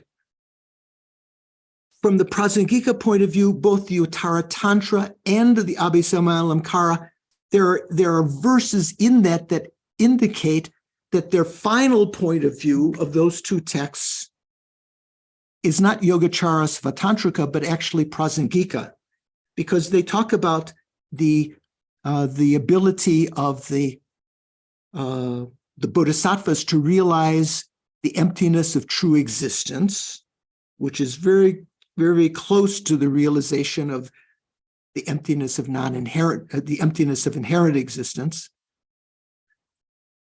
And because the bodhisattvas are able to realize that, there should be some Pratika Buddhas and Shravakas who are able to realize that. So let me just bear on a little bit more so that we finish this section today, so that when we start after our week break, we're going to take a week off. Next Saturday we have off, and then we'll start another 8-week sequence. I wanted to try to just finish this section, and then maybe we'll have some time at the end for questions. So then the text continues. Likewise, the root text, as well as the commentary of the Sublime Continuum. What's the Sublime Continuum? Anyone know what we usually translate that? What's the Sanskrit name? Nadine, what's it called? The Uttara Tantra. Uttara Tantra. So what's the commentary that he's referring to there? Do you know? It says the root text as well as the commentary. Commentary, I don't know. So Maitreya taught the Uttara Tantra to a Sangha. So you could say that the root text was composed by Maitreya in Tushita Heaven. And the commentary that's being referred to is the Sangha's commentary. There were other commentaries later. When a Sangha came back to Earth, it was like 50 Earth years later. It was just like a morning and afternoon in Tushita Heaven. Came back, everyone was older.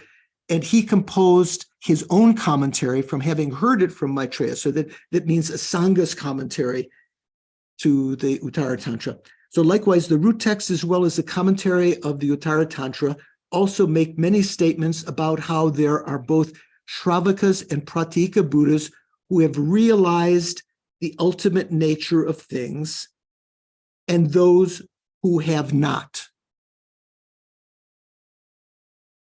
Fearing excessive length, I will not expand on these here.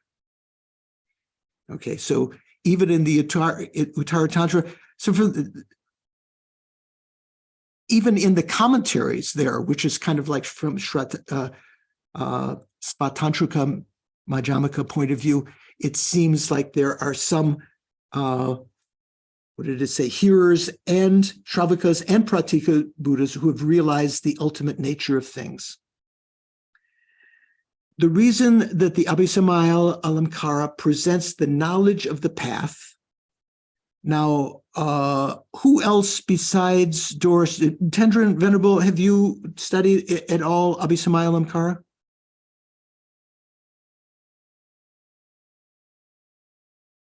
Can you unmute for a second? You can't unmute? There you go. I don't think I have. 70 topics? Yes, I have studied that. And I've only studied chapter 4.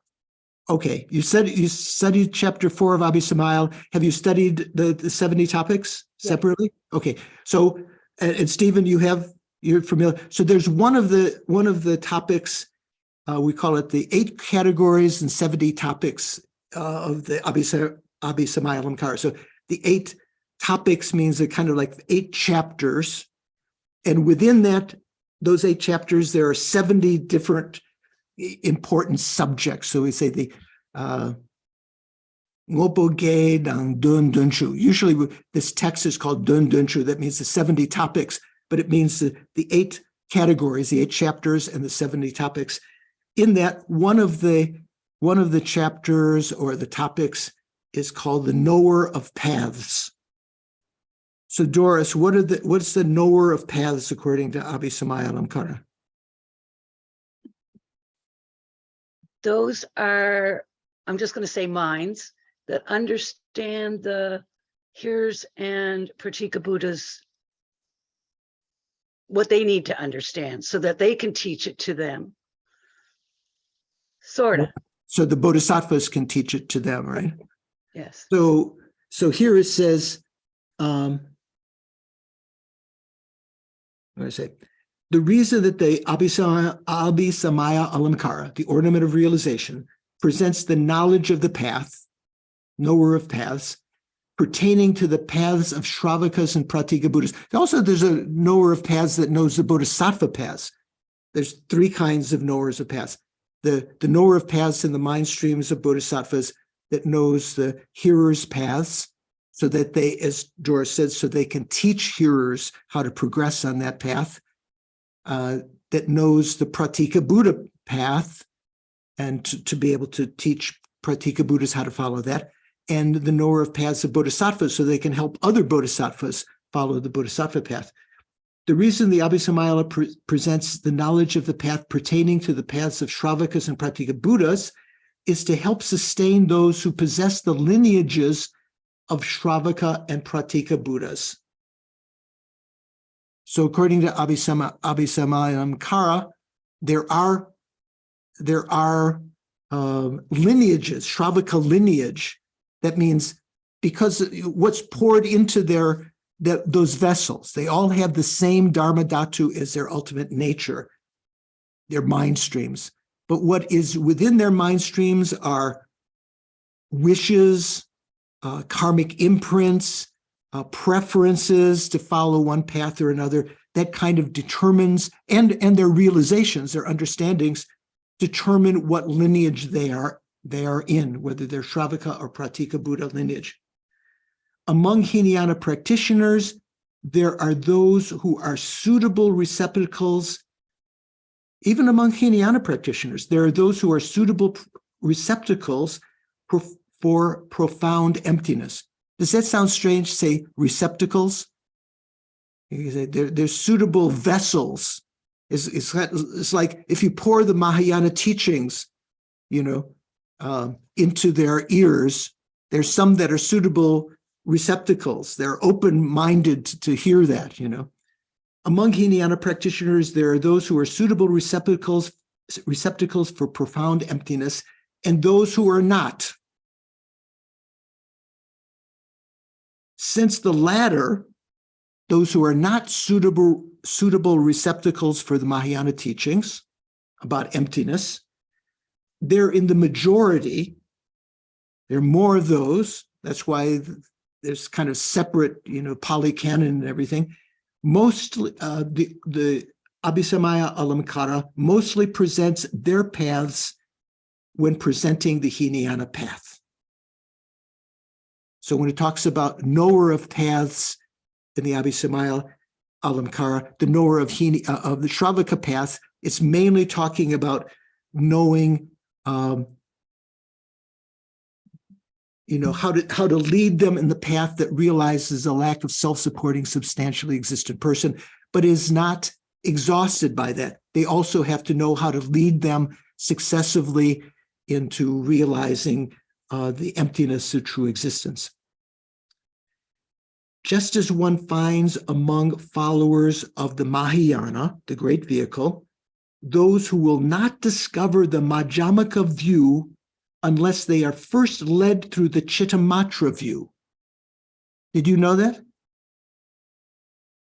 There are some Mahayana aspirants who would like to, follow the Mahayana, that are at first incapable of realizing the Madhyamaka view, let alone the Prasangika. The Madhyamaka has the Svatantrika and the Prasangika. they're incapable of realizing that unless they first are inculcated, taught the Chittamatra view. It's kind of like a stepping stone to get closer to the Prasangika view. Just as one finds among followers of the Mahayana those who will not discover the Madhyamaka view unless they are first led through the Chittamatra view, which is one of the two Mahayana views, right? Chittamatra and Madhyamaka. This is true also among Pratika Buddhas, and it appears to be true also among Shravakas.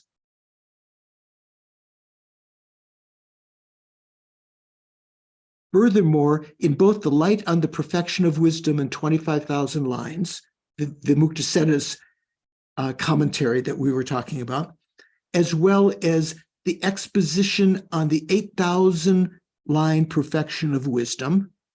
So that's a text that Haribhadra wrote. Remember of the commentaries to the Prajnaparamita, these three mothers, the 8,000, 25,000, 100,000 verse Prajnaparamita Sutras. Vimuktasetta wrote a commentary on the 25,000. Haribhadra wrote a couple of commentaries, one on the three mothers, that's called the Sputarta, the clear meaning commentary on all three.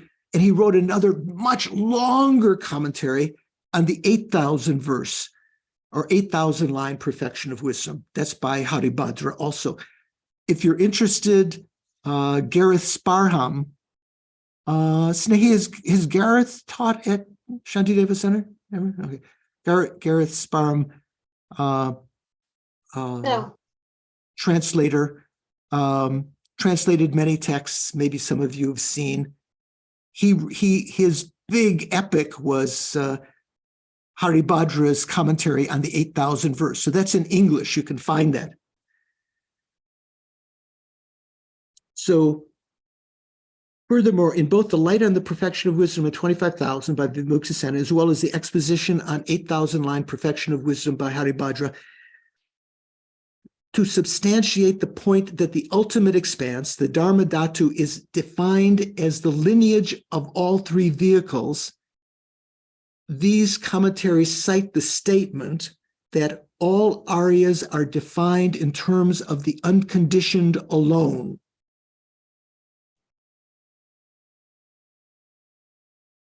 Or as Hopkins translates, as source for this, they quote the teaching that all superior persons are distinguished by the non-product.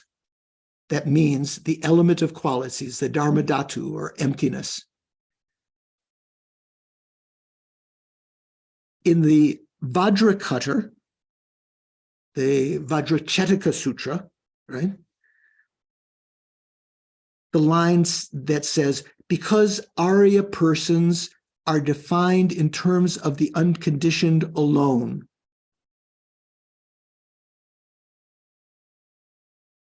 Or, so when we say Arya persons, we say, in Tibetan, we say Pakbe Kangsak. Kangsak means person. And Pakpa means Arya. So not all persons are Aryas, right? Some persons are Aryas, some are ordinary beings.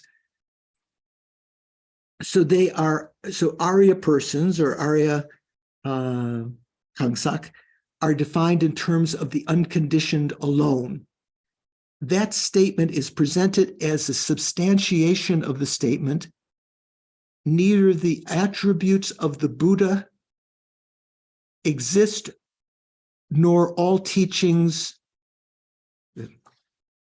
substantiation of the statement, neither the attributes of the Buddha qualities, they don't exist, nor do the teachings that he revealed exist. So that's another quote from the Vajracchedika. And I'll just read that section to you from my translation of the Vajracchedika that FPMT uses. So this is the situation. Further, the Bhagavan said, so the Buddha said to Venerable Subhuti, right? Subhuti, what do you think about this? It's like me asking, Stephen, what do you think about this? Or David, what do you think about this? Subhuti, what do you think about this? Does that Dharma that was manifestly and completely realized by the Tathagata, what is that Dharma? The unsurpassed, perfect, and complete enlightenment. Does that exist whatsoever? Does that exist at all? Has any Dharma been taught by the Tathagata? So it's talking about Buddha qualities. Does that realization exist? And has any Dharma been taught by the Tathagata?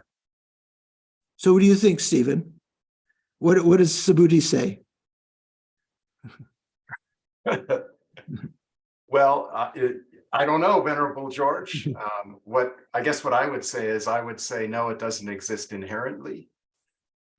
So Subhuti, he said that, and the Venerable Subhuti replied to the Bhagavan, Bhagavan, as I understand this meaning that was taught by the Bhagavan, that Dharma that was manifestly and completely realized by the Tathagata, or that quality that was realized by him, unsurpassed, perfect, and complete enlightenment, does not exist whatsoever. So that means, here we're always understanding to add inherently. It conventionally exists, full enlightenment conventionally exists, but it doesn't exist inherently.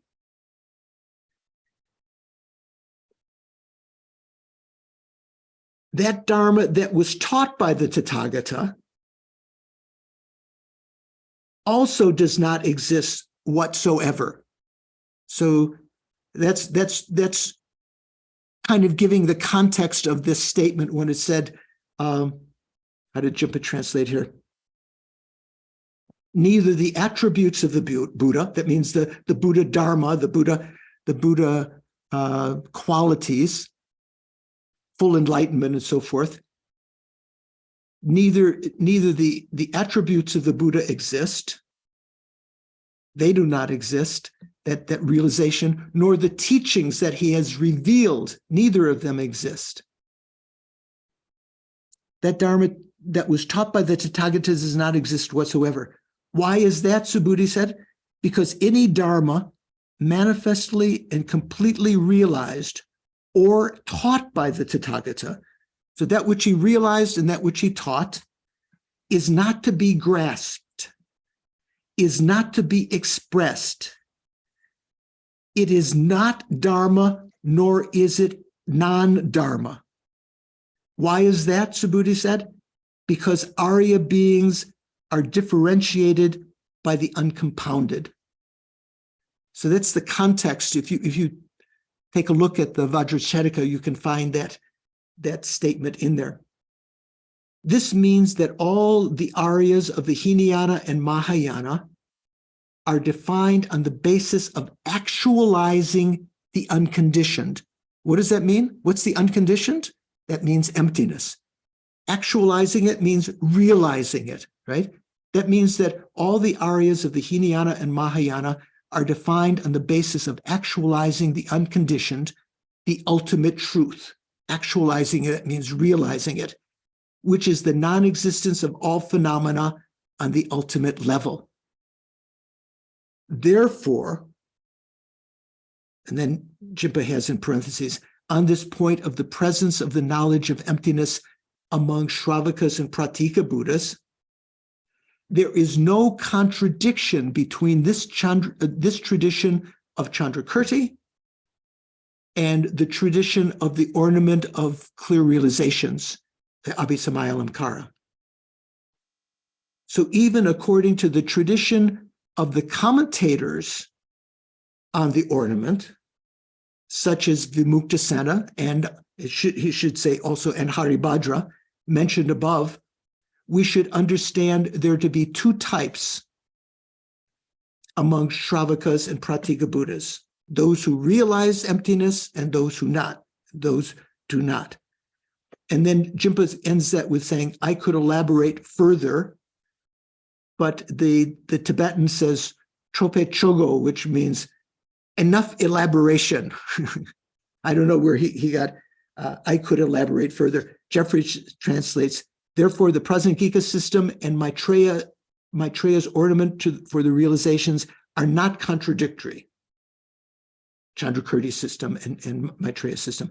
You should understand that the systems of the commentators on Maitreya's ornament for the realizations, Abhisamayalamkara, also contain two modes.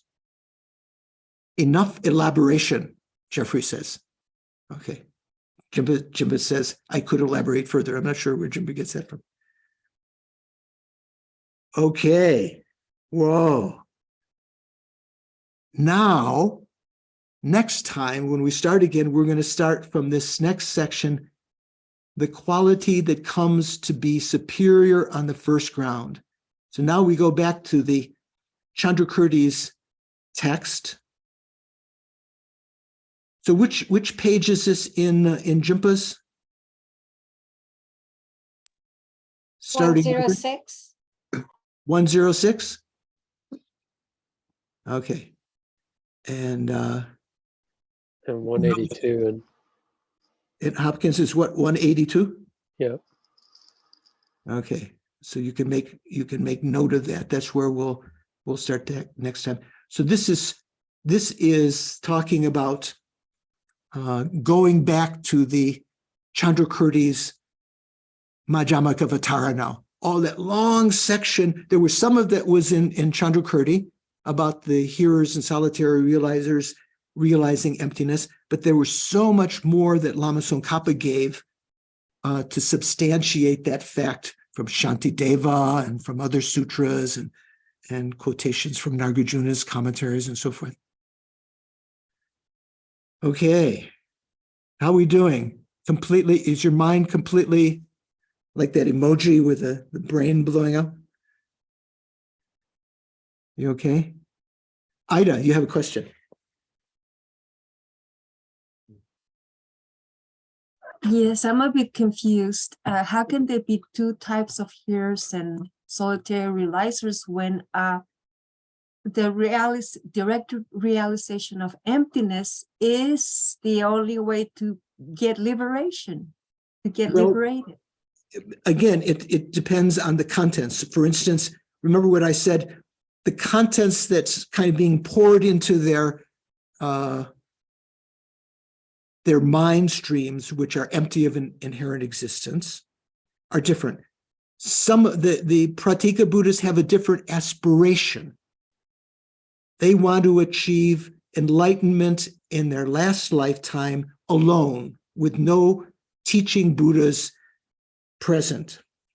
They also have aspiration to have a deeper understanding than the Shravakas. So that's kind of like the contents in that vessel, right? The vessel is all the same, the emptiness of inherent existence of their minds.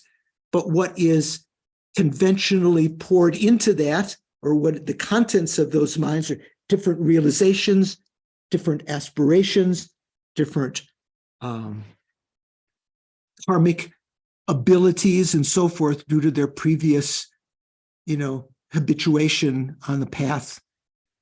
So there are different, from that point of view, there are different lineages temporarily. Prasangika would say there are different temporary lineages, but and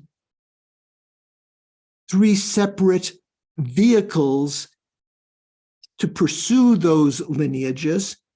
But the Prasangika point of view and the point of view of the Uttara Tantra and other texts by Maitreya, it is that there's one final vehicle. They say Eka Yana. In modern Hindi, Snehi, do you use Eka? What does Eka mean? One. One, yeah. Eka Yana means one vehicle. So instead of saying Triyana, three vehicles, there's ultimately one vehicle. Because from the Prasangika point of view, even those who follow temporarily because of their aspirations and so forth, the Shravaka vehicle, and they reach the Shravaka nirvana, their minds are not snuffed out, that they eventually will be awakened. They'll develop bodhicitta. They'll take rebirth in cyclic existence again, not by the cause, not by the uncontrolled force of their karma, but by ripening karmic seeds out of their own volition to take rebirth. Excuse me, they'll generate bodhicitta, practice the 6 perfections. They've already realized emptiness, so you might think that'll be just like a breeze, right? They've already realized emptiness, but because of the imprints in their mind of having followed the Hinayana, that's like more contents in their vessel. They have a long time to generate bodhicitta and to accumulate the collection of merit. They already have a good portion of the collection of wisdom, but they have to enhance their logic. So there is eventually one vehicle. Same thing with the Pratika Buddhas. So the Pratika Buddhas, Shravakas, conventionally are distinct now, but from the Prasangika point of view, those are just temporary way stations along the line. They eventually will follow the one vehicle, the Buddha vehicle. Making sense? Ida, did it make sense? Okay. Someone else have qualm? Thank you. I can hear someone, but I don't oh, Jennifer. Yes, thank you. I think I am confused. Okay, When you said there's no contradiction of the tradition of Chandrakirti, the Abhisamaya Lamkara, so there are 2 types, those who realize emptiness and those who are not. I thought according to the Prasangika, all hearers and solitary realizers realize emptiness, whereas no. All Shravaka and Pratika Buddha Aryas and Arhats realize emptiness, but not, hearers exist from the time of entering the path, right? Okay. On the path of accumulation, on the Hinayana path of accumulation, Hinayana path of preparation. They haven't necessarily, they can enter into that path with the aspiration of achieving nirvana, and according to their understanding, the way to do that is to realize the lack of a self-supporting, substantially existent person.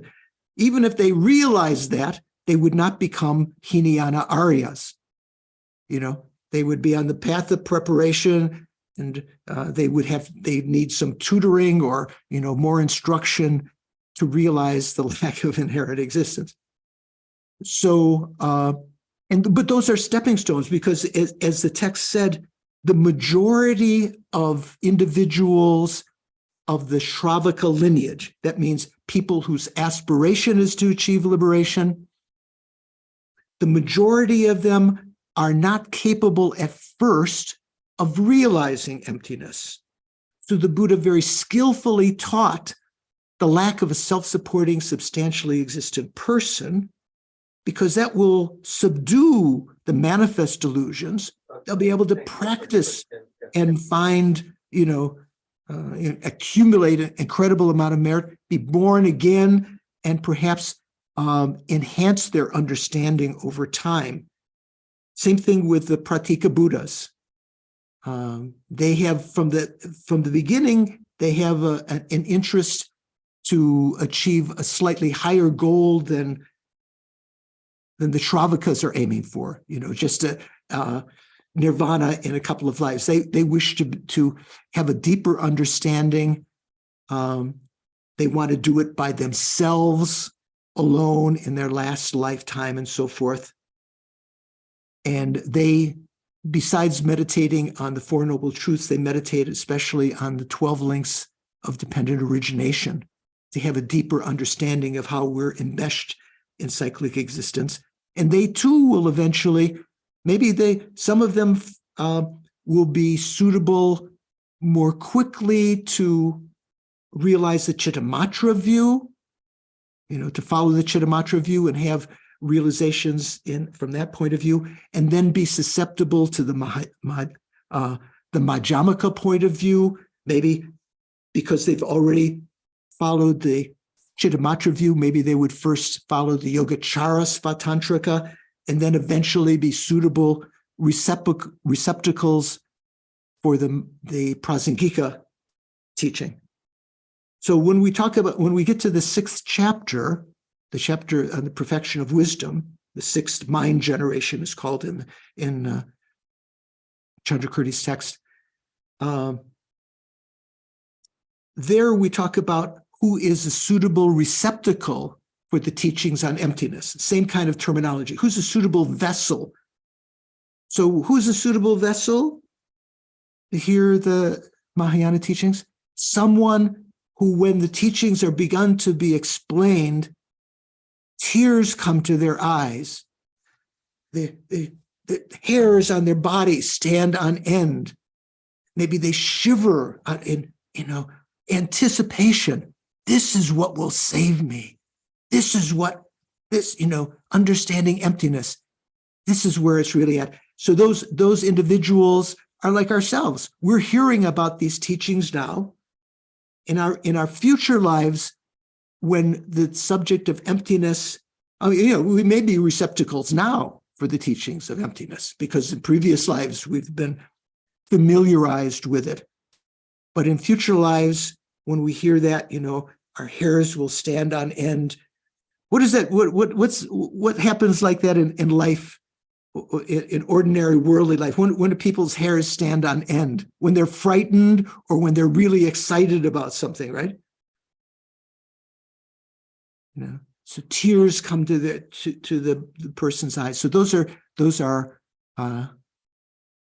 sort of signs that someone is a suitable receptacle. It doesn't have to necessarily happen, but that can happen. Thank you. Yeah. Thank you, Venerable George. Yeah. How about the rest? Anyone else have question? I think we've lost someone. Oh, Doris, good. Thank you, Venerable. I couldn't find anything on these 13 achievements. I didn't know it was called that until you said that. I think 13.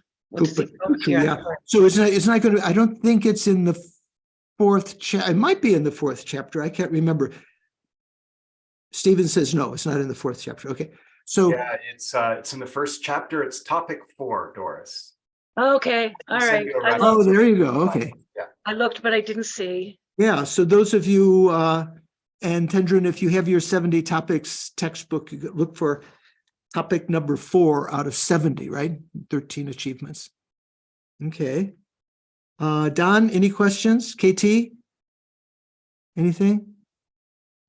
I noticed that Geshe Pende taught from this text for 16 weeks earlier or last year.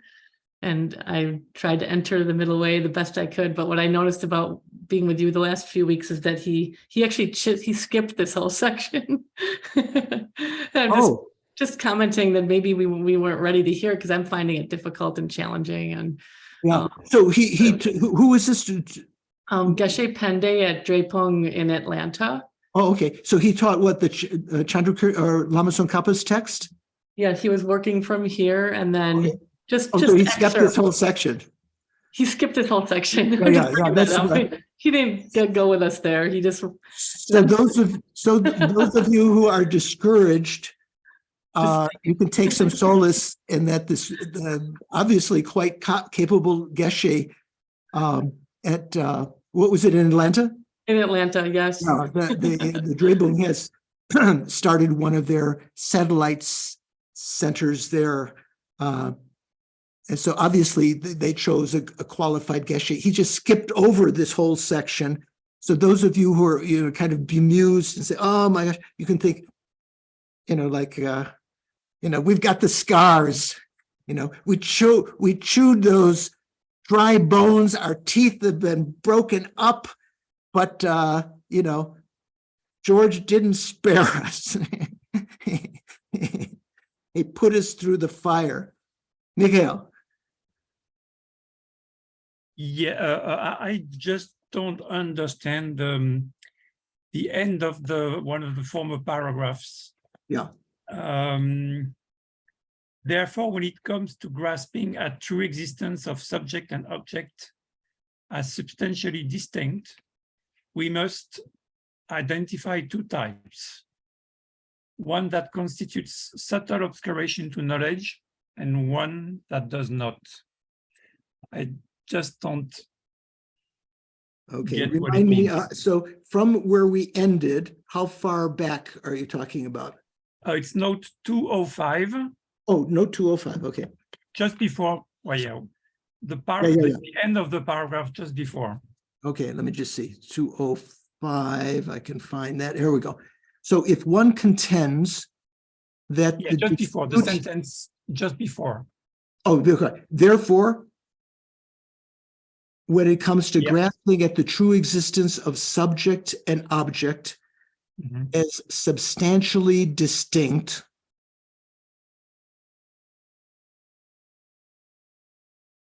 right? So what is that talking about? That's the object of negation of mind only. Yeah, right. So whether it be Yogacara, Svatantrika, or Chittamatra, therefore, when it comes to grasping at the true existence of, well, here it says grasping at the true existence of subject and object as substantially distinct, we must, according to this text, identify two types, one that constitutes the subtle obscuration to knowledge and one that does not. Jeffrey translates that as, you must ascertain that in Maitreya's ornament of realizations, which contains two systems, I think Jimpa's translation doesn't give that. So there's essentially two systems that are being presented here. Madhyamaka, you must understand that in Maitreya's ornament for the realizations, which contains two systems, conceptions of a true difference. Jimpa says true existence. So I don't think that the true existence is what's meant there. Jeffrey translates it, you must ascertain that in Maitreya's ornament for the realizations, which contains two systems, conceptions of a true difference in entity of subject and object are both assigned and denied as obstructions to omniscience. So I think Jeffrey's translation is a little more precise there. It's talking about conception that there is a real difference, a true difference in entity between subject and object. So one is that subject and object are the same entity, right? And one is that they are different entities. Both systems are sustained by the Abhisamayalankara. There are indications of both in there. So let me, where we go here? Let me go back to that next time. We'll try to make a note of that. And we'll do a little bit review, but the next time we're going to start talking about the qualities of the first ground, such as the surpassing practice of the perfection of generosity. Because when we talk about the first ground, usually each of the 10 grounds, right? Not just the 6 grounds or the 6 perfections, each of the 10 grounds is associated with one of the 10 perfections. The first 6 grounds correspond to the 6 perfections that you've probably heard of. And then the last 4 grounds are talking about 4 additional perfections. So we talk about the 10 perfections. So we're going to be talking about that next time. Thank you, Diana. Thanks, some note that you sent there. Any last question? How are we doing? From K2 to everyone, thank you. So we'll finish with the dedication prayers. Snehi, were you able to snag the dedication prayers? Or you're not able? And I want to apologize to everyone in class for not being able to do that in the beginning. I don't know what happened. My brain just froze. Yeah, Sorry. brain freeze. No, that's I totally froze. I'm quite familiar with brain freeze. I'm very, yeah, if you could put up the dedication prayers.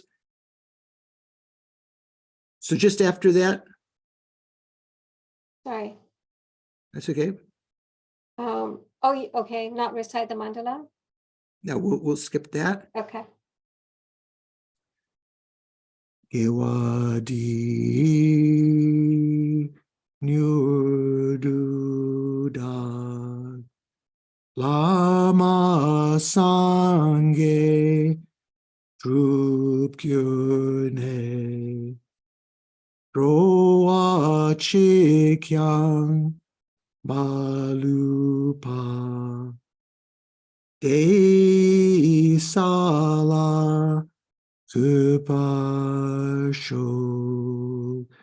So the idea here is Droa Chikyang Balupa means may I set each and every sentient being, not leaving out even one, not your enemies, someone that you don't like, as though you like to become Buddha for the sake of everyone else, help your mother and sister and brothers and loved ones, but you can leave off the Democrats or the Republicans, not like that.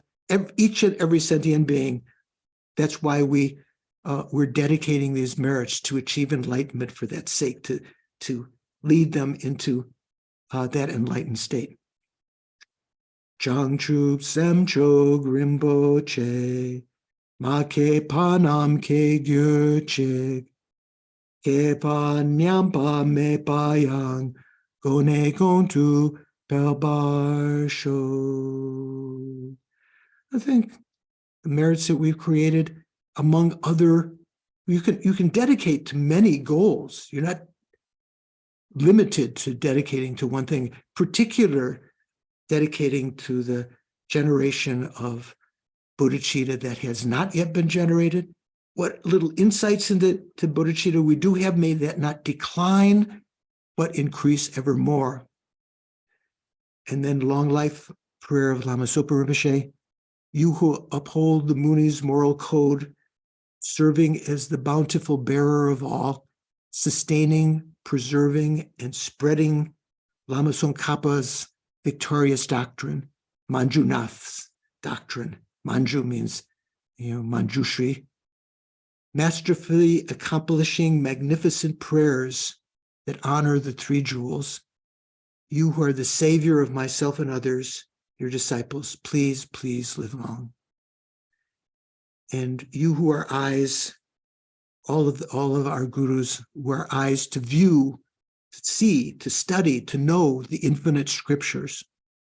You are like the eyes that allow me to see them, supreme gateways for the fortunate ones traveling to liberation, engaging with skillful means, moved by mercy, moved by love, all illuminating spiritual friends. Please live a long and stable life.